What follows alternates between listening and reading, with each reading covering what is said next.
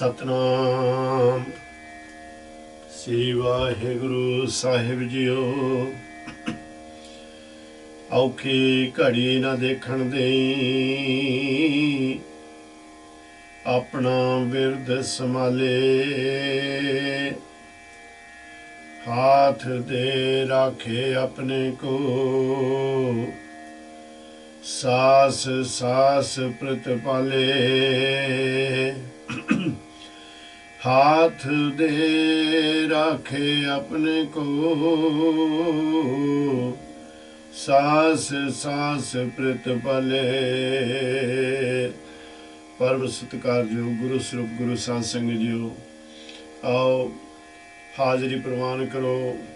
फतेह अर्ज है वाहिगुरु जी का खालसा, वाहिगुरु जी की फतेह।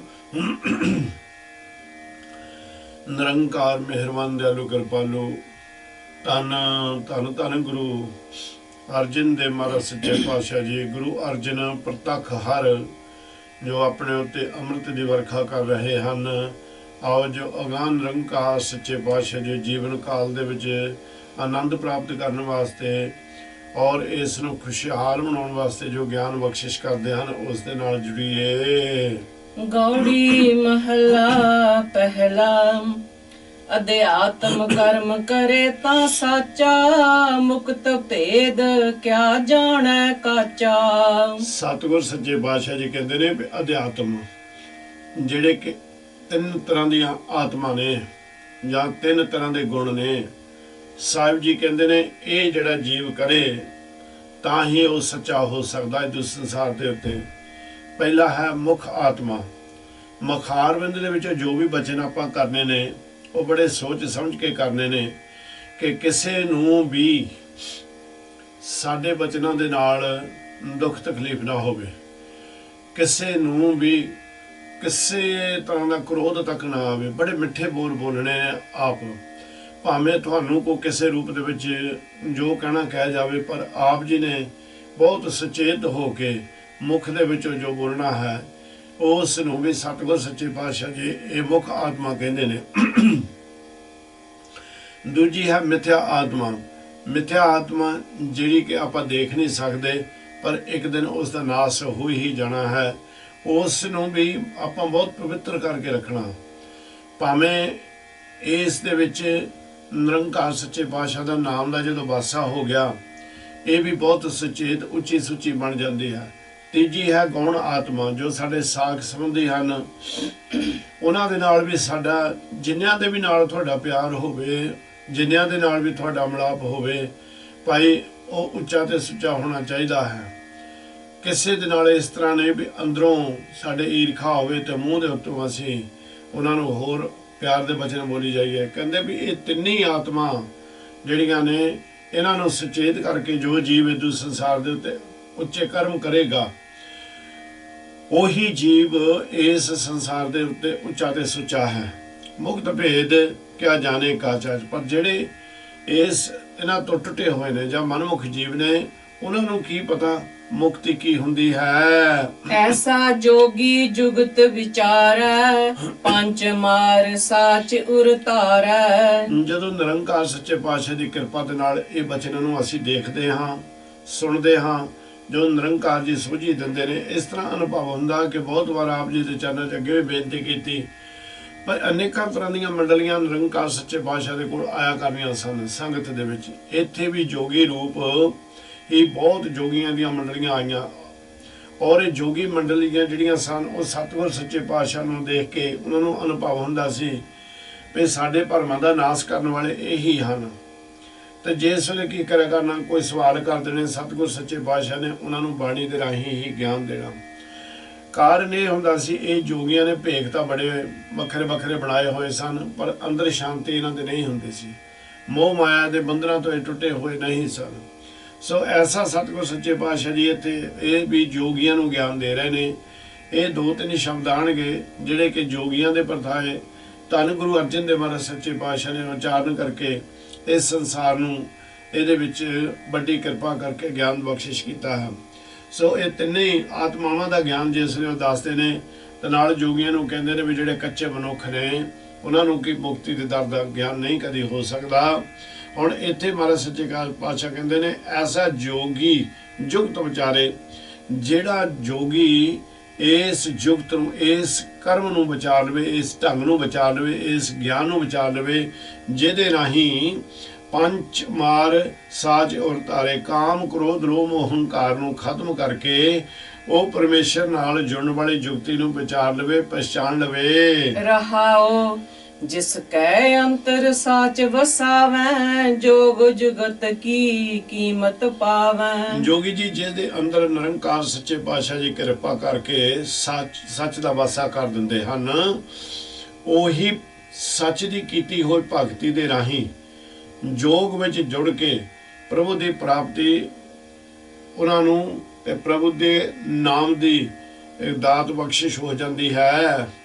ਰਵ ਸਸ ਏਕੋ ਗ੍ਰਹਿ ਉਦਿਆਨੈ, ਕਰਨੀ ਕੀਰਤ ਕਰਮ ਸਮਾਨੈ। ਭਾਵੇਂ ਇੱਥੇ ਸਤਿਗੁਰ ਸੱਚੇ ਪਾਤਸ਼ਾਹ ਨੇ ਪਹਿਲੇ ਅਲਫਾਜ਼ ਦੇ ਵਿੱਚ ਕੀਮਤ ਦੀ ਗੱਲ ਕੀਤੀ ਹੈ, ਪਰ ਕੀਮਤ ਨਿਰੰਕਾਰ ਸੱਚੇ ਪਾਤਸ਼ਾਹ ਦੀ ਕੋਈ ਪਾ ਨਹੀਂ ਸਕਦਾ ਭਾਈ। ਸੋ ਇਸ ਕਰਕੇ ਇੱਥੇ ਕੀਮਤ ਦਾ ਜਿਹੜਾ ਆਪਾਂ ਨੂੰ ਅਰਥ ਕਰਨੇ ਪੈਣੇ ਨੇ, ਉਹ ਨਾਮ ਨੂੰ ਜਾਂ ਸਤਿਗੁਰ ਦੀ ਜਿਹੜੀ ਦਇਆ ਰਹਿਮਤ ਸਾਡੇ ਉੱਤੇ ਹੁੰਦੇ ਉਹਨੂੰ ਕਰਾਂਗੇ ਆਪਾਂ। ਸੋ ਇਸ ਕਰਕੇ ਪ੍ਰਭੂ ਦੀ ਕੀਮਤ ਨਹੀਂ ਪਾਈ ਜਾਂਦੀ। ਸੋ ਮਹਾਰਾਜ ਸੱਚੇ ਪਾਤਸ਼ਾਹ ਜੀ ਫਿਰ ਗਾਹਾਂ ਕਰਕੇ ਉਹ ਜੋਗੀਆਂ ਨੂੰ ਗਿਆਨ ਦਿੰਦੇ ਨੇ, ਕਹਿੰਦੇ ਰਬ ਸਸ ਏਕੋ ਗ੍ਰਹਿ ਉਦਿਆਨੇ, ਕਰਨੀ ਕੀਰਤ ਕਰਮ ਸਮਾਨੇ। ਇਹ ਜਿਹੜੇ ਸੂਰਜ ਨੇ, ਚੰਦਰਮਾ ਨੇ, ਜਿਹੜੇ ਅਨੇਕਾਂ ਬੇਅੰਤ ਇਹ ਸੰਸਾਰ ਦੇ ਉੱਤੇ ਜਾਂ ਬਾਕੀ ਧਰਤੀਆਂ ਦੇ ਉੱਤੇ ਹਨ, ਔਰ ਉਹ ਕਹਿੰਦੇ ਨੇ ਜਿਹੜੇ ਘਰ ਨੇ, ਘਰ ਕਹਿੰਦੇ ਜੰਗਲਾਂ ਨੂੰ, ਜੰਗਲਾਂ ਦੇ ਵਿੱਚ ਇਹਨਾਂ ਸਾਰੀਆਂ ਚੀਜ਼ਾਂ ਦੇ ਵਿੱਚ ਨਿਸ਼ਚੈ ਕਰ ਜੋਗੀ ਜਾਣੋ ਕਿ ਉਹ ਇੱਕੋ ਹੀ ਪ੍ਰਮਾਤਮਾ ਹੈ। ਉਹੀ ਇੱਕੋ ਪ੍ਰਮਾਤਮਾ ਦਾ ਹੁਕਮ ਇਹਨਾਂ ਸਾਰਿਆਂ ਦੇ ਵਿੱਚ ਚੱਲ ਰਿਹਾ ਹੈ।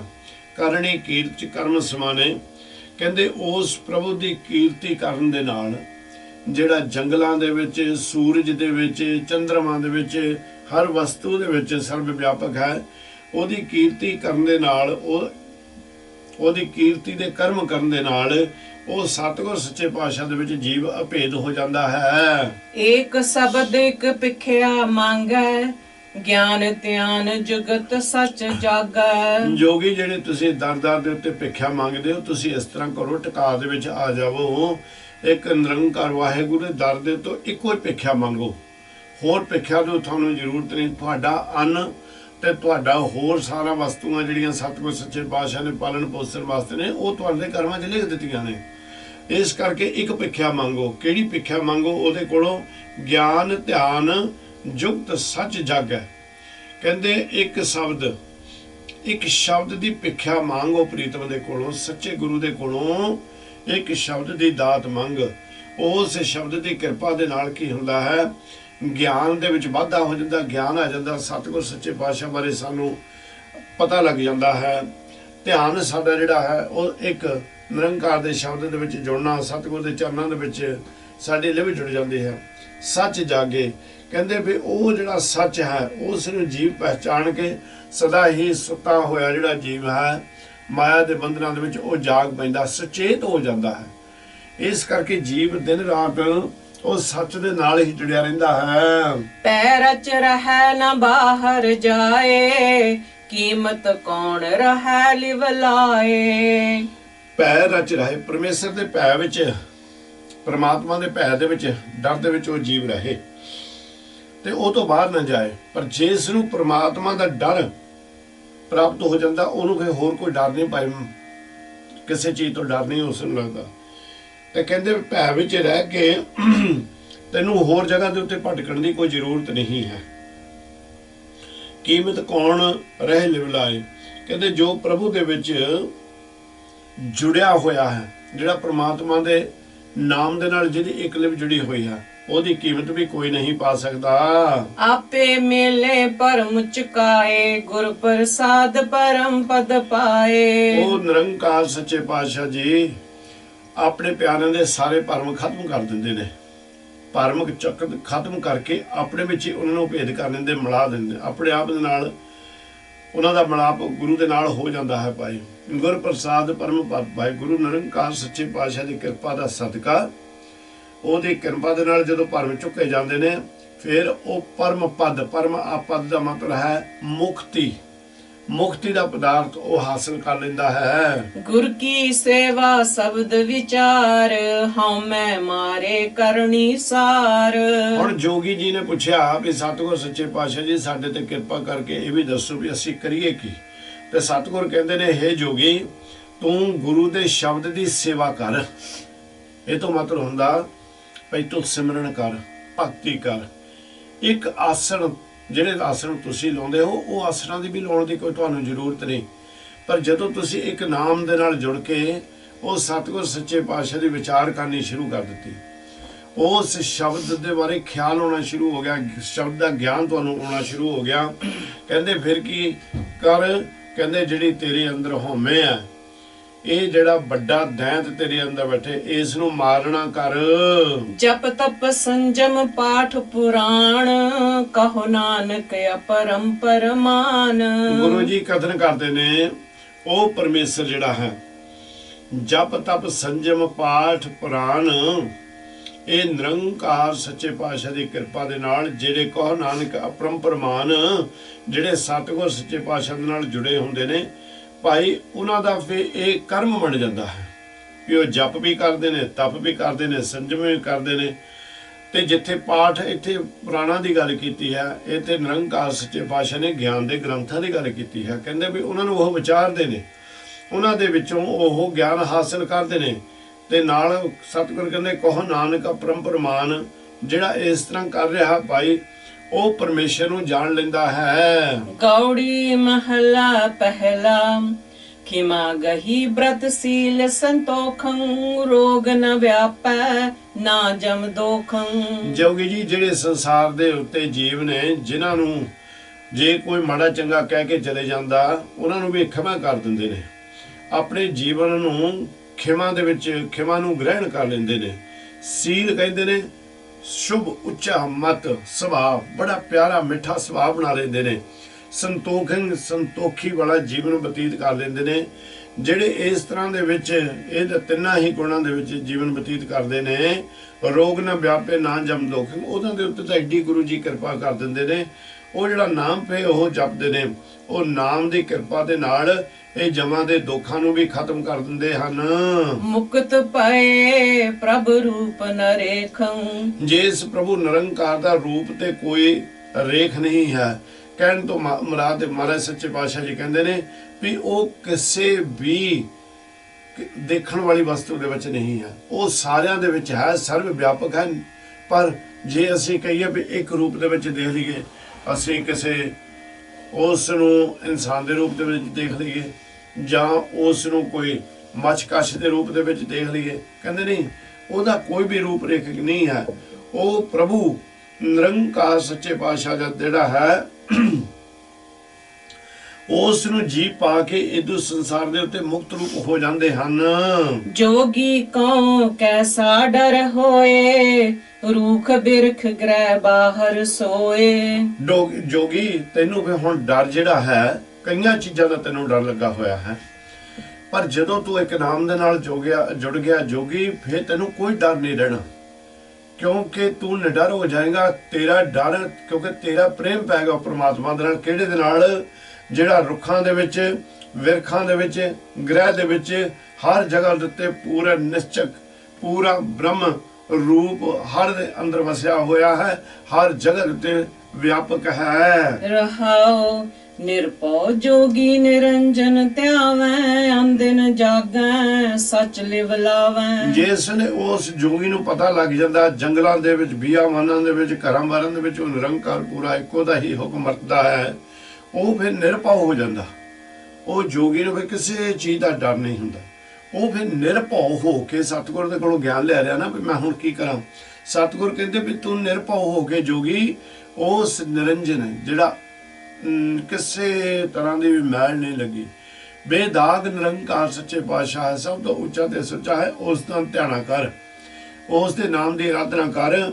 ਅੰਦਨ ਜਾਗੇ ਸੱਚ ਲਿਵ ਲਾਵੇ, ਕਹਿੰਦੇ ਦਿਨ ਰਾਤ ਵਿੱਚ ਤੂੰ ਸੁਚੇਤ ਹੋ ਜਾ। ਜਾਗੇ ਦਾ ਮਤਲਬ ਸੁਚੇਤ ਹੋ ਜਾ, ਤੇ ਉਹ ਸੱਚੇ ਵਾਹਿਗੁਰੂ ਦੀ ਆਰਾਧਨਾ ਕਰ, ਉਹਦਾ ਸ਼ੁਕਰਾਨਾ ਕਰ, ਉਸ ਦੀਆਂ ਹੀ ਵਡਿਆਈਆਂ ਕਰ।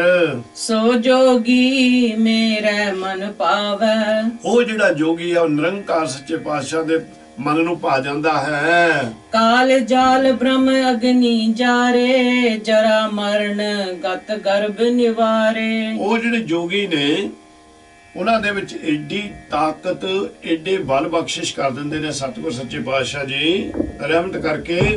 ਕਹਿੰਦੇ ਉਹ ਕਾਲ ਨੂੰ ਜਾਲ ਨੂੰ ਜਾਣੀ ਕਿ ਮਤਲਬ ਕਾਲ ਦੇ ਜਿਹੜੇ ਕਿ ਜਮਾਂ ਦੇ ਫਾਹੇ ਪਏ ਹੋਏ ਨੇ ਉਹਨਾਂ ਨੂੰ ਵੀ ਉਹ ਸਾੜ ਦਿੰਦੇ ਨੇ ਤੇ ਜਰਾ ਮਰਨ ਗਤ ਗਰਭ ਨਿਵਾਰੇ।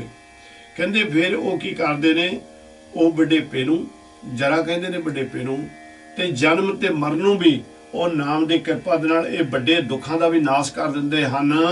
ਆਪ ਤਰੈ ਪਿਤਰੀ ਨਿਸਤਾਰੇ। ਜੋਗੀ ਜੀ ਉਹ ਆਪ ਹੀ ਸੰਸਾਰ ਤੋਂ ਕੱਲਾ ਨਹੀਂ ਤੁਰ ਜਾਂਦਾ, ਜਿਹੜੇ ਉਹਦੇ ਪਿੱਤਰ ਵੀ ਨੇ ਉਹਨਾਂ ਨੂੰ ਵੀ ਉਹ ਇਥੋਂ ਸੰਸਾਰ ਤੋਂ ਤਾਰ ਲੈਂਦਾ ਹੈ। ਸਤਿਗੁਰ ਸੇਵੈ ਸੋ ਜੋਗੀ ਹੋਏ ਪੈ ਰਚ ਰਹੇ ਸੋ ਨਿਰਭਉ ਹੋਏ। ਅਸਲੀ ਜੋਗੀ ਉਹੀ ਹੈ ਜੋਗੀ ਜੀ ਜਿਹੜਾ ਸਤਿਗੁਰ ਇੱਕ ਬ੍ਰਹਮ ਦੀ ਇੱਕ ਅਕਾਲ ਪੁਰਖ ਦੀ ਹੀ ਸੇਵਾ ਕਰਦਾ ਹੈ, ਉਹਦੇ ਨਾਮ ਦੇ ਵਿੱਚ ਲੱਗਾ ਹੈ।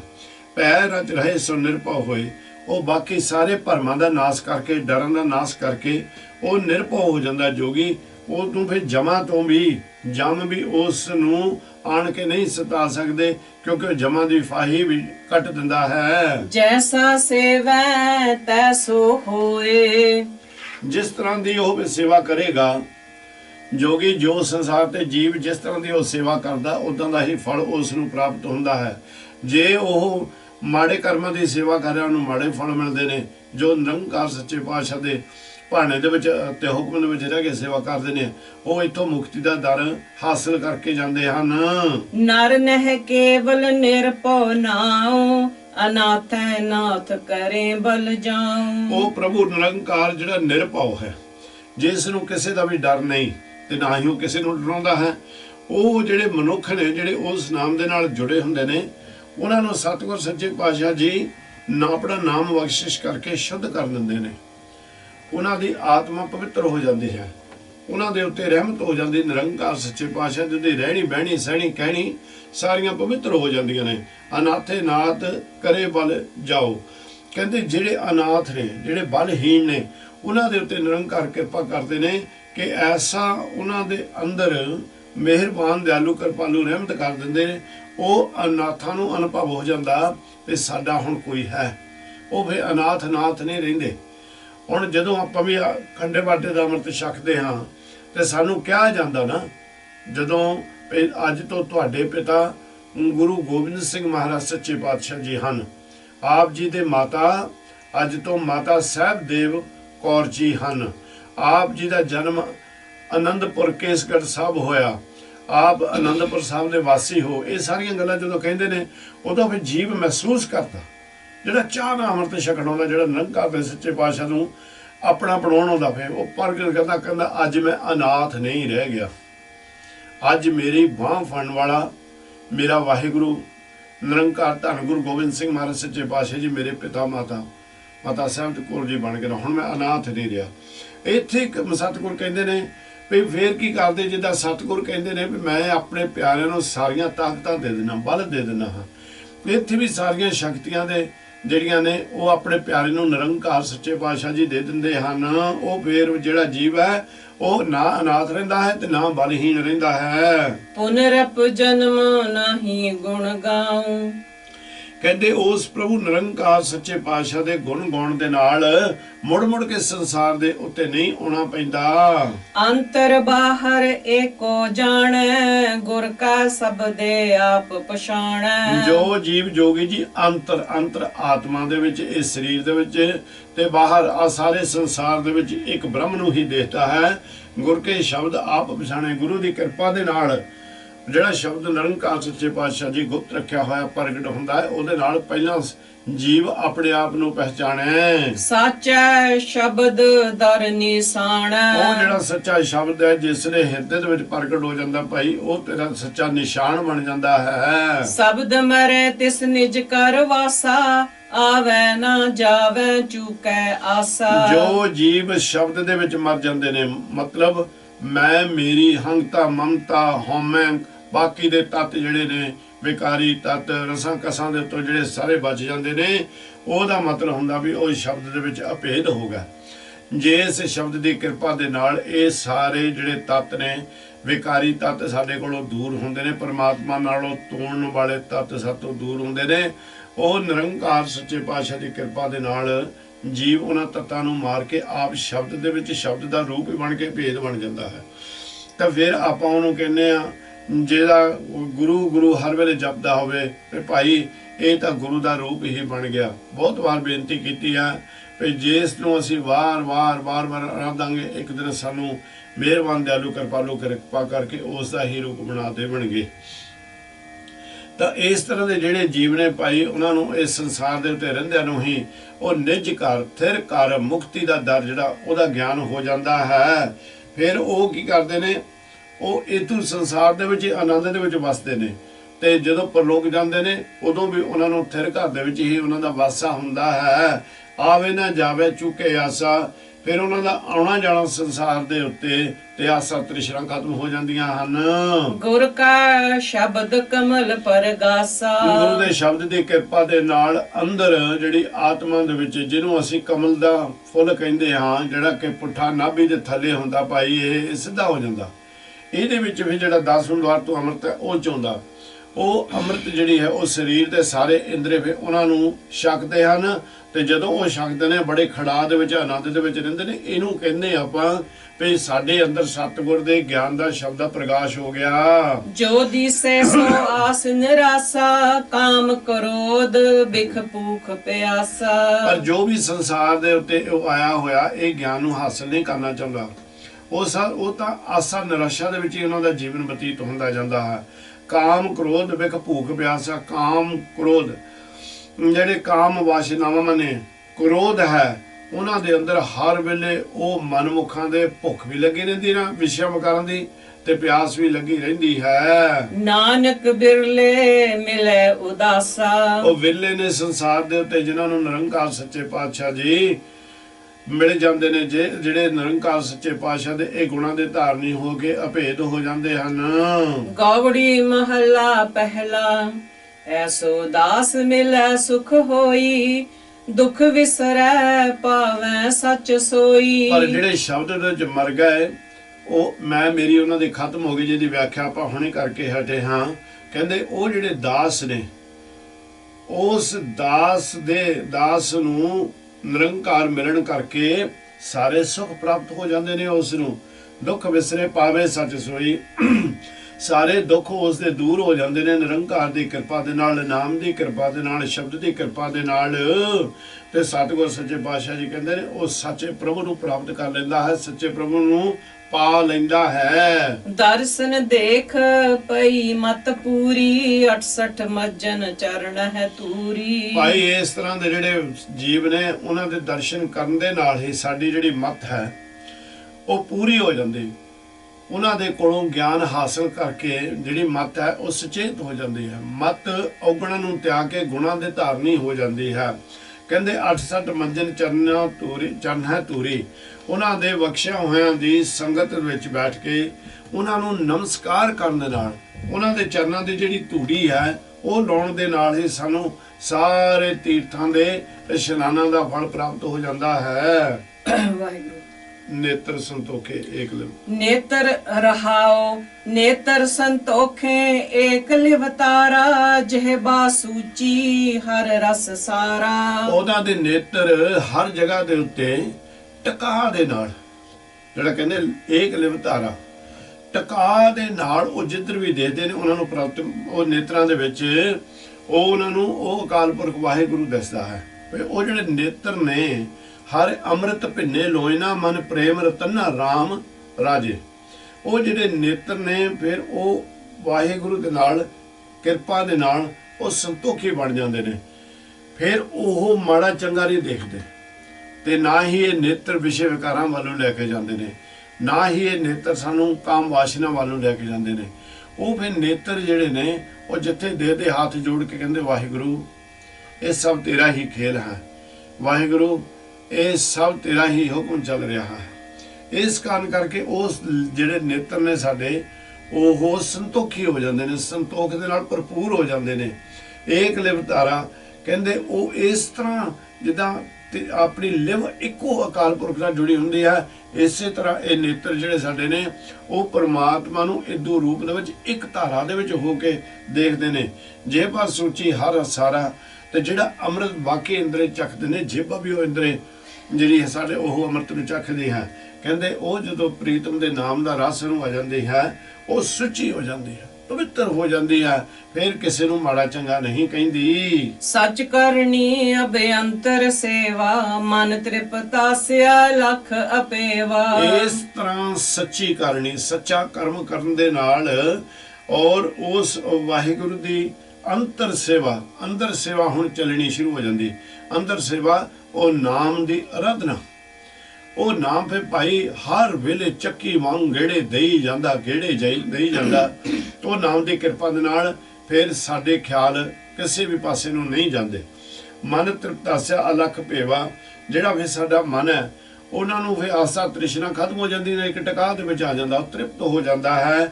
ਉਹ ਅਲਖ ਅਭੇਵਾ ਜਿਹੜਾ ਲਿਖਣ ਦੇ ਵਿੱਚ ਨਹੀਂ ਆਉਂਦਾ, ਲੇਖਾਂ ਦੇ ਵਿੱਚ ਨਹੀਂ ਨਿਰੰਕਾਰ ਆਉਂਦਾ, ਤੇ ਜਿਹੜਾ ਅਭੇਵਾ ਜਿਹਦਾ ਭੇਦ ਵੀ ਨਹੀਂ ਪਾਇਆ ਜਾ ਸਕਦਾ, ਉਹ ਪ੍ਰਭੂ ਦੀ ਕਿਰਪਾ ਦੇ ਨਾਲ ਮਨ ਨਾਮ ਜਪਣ ਦੇ ਨਾਲ ਭਾਈ ਤ੍ਰਿਪਤ ਹੋ ਜਾਂਦਾ ਹੈ।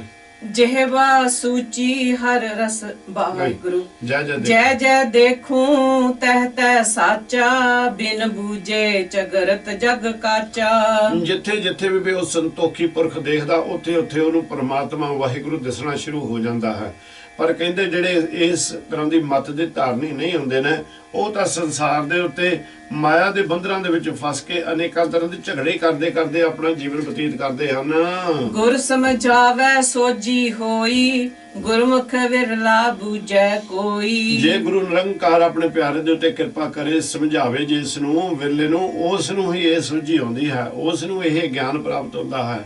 ਪਰ ਗੁਰਮੁਖ ਵਿਰਲਾ ਬੂਝੇ ਕੋਈ, ਵੀ ਸੰਸਾਰ ਦੇ ਉੱਤੇ ਕੋਈ ਹੈ ਵਿਰਲਾ ਹੀ ਹੈ ਵੀ ਜੇ ਇਸ ਨੂੰ ਨਿਰੰਕਾਰ ਕਿਰਪਾ ਕਰਕੇ ਇਹ ਸੋਝੀ ਦਿੰਦੇ ਹਨ, ਤੇ ਉਹ ਗੁਰਮੁਖ ਜਿਹੜਾ ਹੈ ਉਹ ਇਹ ਗੁੱਜੇ ਭੇਦ ਨੂੰ ਸਮਝ ਲੈਂਦਾ ਹੈ। ਭਾਈ ਕਰ ਕਿਰਪਾ ਰੱਖੋ ਰਖਵਾਲੇ, ਬਿਨ ਬੂਝੇ ਪਸ਼ੂ ਪਏ ਬੇਤਾਲੇ। ਇਹ ਰੱਖਿਆ ਕਰਨ ਵਾਲੇ ਨਿਰੰਕਾਰ ਵਾਹਿਗੁਰੂ ਸੱਚੇ ਪਾਤਸ਼ਾਹ ਜੀ, ਸਾਡੀ ਵੀ ਰੱਖਿਆ ਕਰੋ ਕਿਰਪਾ ਕਰਕੇ, ਸਾਨੂੰ ਵੀ ਰੱਖ ਲਵੋ, ਸਾਨੂੰ ਵੀ ਸਤਿਗੁਰ ਸੱਚੇ ਪਾਤਸ਼ਾਹ ਜੀ ਮਾੜੇ ਕਰਮਾਂ ਤੋਂ ਬਚਾ ਕੇ ਰੱਖੋ। ਸਤਿਗੁਰ ਸੱਚੇ ਪਾਤਸ਼ਾਹ ਜੀ ਸਾਨੂੰ ਵੀ ਆਪਣੇ ਚਰਨਾਂ ਦੇ ਨਾਲ ਜੋੜ ਕੇ ਰੱਖੋ। ਨਿਰੰਕਾਰ ਵਾਹਿਗੁਰੂ ਜੀ ਸਾਡੇ ਤੇ ਕਿਰਪਾ ਕਰਕੇ ਆਪਣੇ ਸ਼ਬਦ ਨੂੰ ਪ੍ਰਗਟ ਕਰਕੇ ਸ਼ਬਦ ਨਾਲ ਜੋੜ ਕੇ ਰੱਖੋ।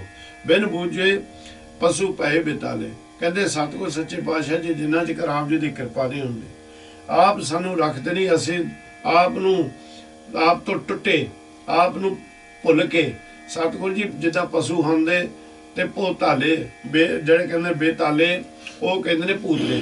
ਅਸੀਂ ਤਾਂ ਪਸ਼ੂਆਂ ਵਰਗੇ ਸੰਸਾਰ ਤੇ ਹਾਂ, ਤੇ ਨਾਲ ਹੀ ਅਸੀਂ ਭੂਤਾਂ ਵਰਗੇ ਇਦੋਂ ਸੰਸਾਰ ਤੇ ਭੂਤਨੇ ਬਣ ਕੇ ਤੁਰੇ ਫਿਰਦੇ ਹਾਂ। ਗੁਰ ਕਹਿਆ ਅਵਰ ਨਹੀਂ ਦੂਜਾ, ਕਿਸ ਕੋ ਦੇਖ ਕਰੂੰ ਅਨ ਪੂਜਾ। ਸਤਿਗੁਰ ਮੈਂ ਗੁਰ ਕਿਹਾ ਅਵਰ ਨਾ ਦੂਜਾ, ਮੇਰੇ ਵਾਸਤੇ ਜੋ ਆਪ ਹੁਕਮ ਕਰਦੇ ਹੋ, ਜੋ ਆਪ ਗਿਆਨ ਦਿੰਦੇ ਹੋ ਸਤਿਗੁਰ ਸੱਚੇ ਪਾਤਸ਼ਾਹ ਜੀ, ਉਹ ਅਸੀਂ ਉਹਦੇ ਹੀ ਧਾਰਨੀ ਹਾਂ, ਤੁਹਾਤੋਂ ਬਗੈਰ ਸਾਡਾ ਕੋਈ ਦੂਜਾ ਨਹੀਂ ਹੈ। ਸਤਿਗੁਰ ਜੀ ਕਿਸ ਕਹੋਂ ਦੇਖ ਕਰੂੰ ਅਨ ਪੂਜਾ, ਕਿਹਨੂੰ ਮੈਂ ਜਾ ਕੇ ਆਪਣੇ ਸਾਰੇ ਜਿਹੜੇ ਮੇਰੇ ਅੰਦਰ ਦੇ ਭੈੜੇ ਕਰਮ ਨੇ, ਪਾਪ ਨੇ, ਉਹਨਾਂ ਨੂੰ ਖੰਡਣ ਵਾਸਤੇ ਮੈਂ ਕਿਹਦੇ ਕੋਲੋਂ ਜਾ ਕੇ ਗਿਆਨ ਲਵਾਂ, ਤੇ ਕਿਹਦੇ ਅੱਗੇ ਜਾ ਕੇ ਆਪਣੀ ਬਿਰਵਤਾ ਦੱਸਾਂ ਨਿਰੰਕਾਰ ਜੀ। ਔਰ ਮੈਂ ਕਿਸੇ ਹੋਰ ਦੀ ਪੂਜਾ ਵੀ ਨਹੀਂ ਕਰ ਰਿਹਾ ਤੁਹਾਤੋਂ ਬਗੈਰ, ਨਾ ਮੈਂ ਕਿਸੇ ਦੇ ਨੂੰ ਹੋਰ ਨੂੰ ਦੇਖ ਰਿਹਾ ਹਾਂ, ਨਾ ਮੈਂ ਕਿਸੇ ਹੋਰ ਦੀ ਪੂਜਾ ਕਰ ਰਿਹਾ ਹਾਂ। ਸੰਤ ਹੇਤ ਪ੍ਰਭ ਤ੍ਰੈ ਪਵਨ ਤਾਰੇ, ਆਤਮ ਚੀਨੈ ਸੋ ਤਤ ਵਿਚਾਰੇ। ਸੰਤ ਹੇਤ ਜਿਹੜੇ ਤੁਹਾਡੇ ਪਿਆਰੇ ਨੇ ਸਤਿਗੁਰ ਸੱਚੇ ਪਾਤਸ਼ਾਹ ਜੀ, ਉਹਨਾਂ ਨੂੰ ਤਿੰਨਾਂ ਭਵਨਾਂ ਦੇ ਵਿੱਚ ਜਾਣ ਦੀ ਸੋਝੀ ਆਪ ਦਿੰਦੇ ਹੋ। ਉਹਨਾਂ ਦੀ ਕਿਰਪਾ ਜਿਹੜੀ ਸੰਤਾਂ ਦਾ ਗਿਆਨ, ਸੰਤਾਂ ਵੱਲੋਂ ਸਾਨੂੰ ਜੋ ਬਖਸ਼ਿਸ਼ ਹੁੰਦੀਆਂ ਨੇ, ਕਹਿੰਦੇ ਉਹ ਤਿੰਨਾਂ ਭਵਨਾਂ ਦੇ ਵਿੱਚ ਆਉਣਾ ਜਾਣਾ ਉਹਨਾਂ ਦਾ ਤੁਸੀਂ ਬਣਾ ਦਿੰਦੇ ਹੋ, ਤਿੰਨਾਂ ਭਵਨਾਂ ਦੇ ਵਿੱਚ। ਤੇ ਉਦਾਂ ਜੇ ਜਗਿਆਸੂ ਆਪਾਂ ਅਰਥ ਕਰਾਂਗੇ ਵੀ ਸੰਤਾਂ ਵਾਸਤੇ ਸੈਰ ਕਰਨ ਵਾਸਤੇ ਤੁਸੀਂ ਤਿੰਨੇ ਭਵਨ ਬਣਾ ਦਿੱਤੇ ਸਤਿਗੁਰ ਜੀ। ਪਰ ਸਾਧੂ ਸੰਤ ਜਿਹੜੇ ਹੁੰਦੇ ਨੇ ਉਹ ਭਾਈ ਇੱਕ ਟਿਕਾਅ ਦੇ ਵਿੱਚ ਬੈਠੇ ਰਹਿੰਦੇ ਨੇ, ਉਹਨਾਂ ਨੂੰ ਘਰੋਂ ਬਾਹਰ ਵੀ ਜਾਣ ਦੀ ਕੋਈ ਜ਼ਰੂਰਤ ਨਹੀਂ ਪੈਂਦੀ। ਉਹ ਆਪਣੇ ਮਾਲਕ ਦੇ ਚਰਨਾਂ ਦੇ ਵਿੱਚ ਬੈਠ ਕੇ ਉਹਨਾਂ ਨੂੰ ਫਿਰ ਆਸਾ ਤ੍ਰਿਸ਼ਨਾ ਨੂੰ ਦੀ ਸੈਲਾਂ ਕਰਨ ਦੀ, ਉਹ ਸਤਿਗੁਰ ਦੇ ਅੱਗੇ ਬੈਠ ਕੇ ਅਰਜ਼ੋਈਆਂ ਕਰਦਾ ਹੀ ਸਭ ਤੋਂ ਵੱਡਾ ਜੋ ਉਹ ਨਿਯਮ ਬਣਾਇਆ ਹੁੰਦਾ ਧਰਮ ਕਰਮ ਕਰਦੇ ਨੇ, ਉਹਦੇ ਵਿੱਚ ਹੀ ਉਹਨਾਂ ਨੂੰ ਆਨੰਦ ਆਉਣਾ ਸ਼ੁਰੂ ਹੋ ਜਾਂਦਾ। ਪਰ ਫਿਰ ਵੀ ਇੱਥੇ ਜੋ ਸਤਿਗੁਰ ਕਹਿੰਦੇ ਨੇ, ਪਰ ਜਿਸ ਤਰ੍ਹਾਂ ਆਪਾਂ ਨੂੰ ਅਨੁਭਵ ਹੋ ਰਿਹਾ ਉਹ ਇਹ ਆ ਕਿ ਸੰਤ ਜਿਹੜੇ ਨੇ, ਸੰਤ ਹੇਤ ਜਿਹੜੇ ਸਤਿਗੁਰ ਦੇ ਬਖਸ਼ੇ ਹੋਏ ਪਿਆਰੇ ਨੇ, ਉਹ ਤਿੰਨਾਂ ਭਵਨਾਂ ਦੇ ਧਾਰੇ ਨੇ। ਤਿੰਨ ਭਵਨ ਜਿਹੜੇ ਨੇ ਉਹਨਾਂ ਦੇ ਵਿੱਚ ਹੀ ਉਹਨਾਂ ਦਾ ਆਉਣਾ ਜਾਣਾ ਖੁੱਲਾ ਹੈ।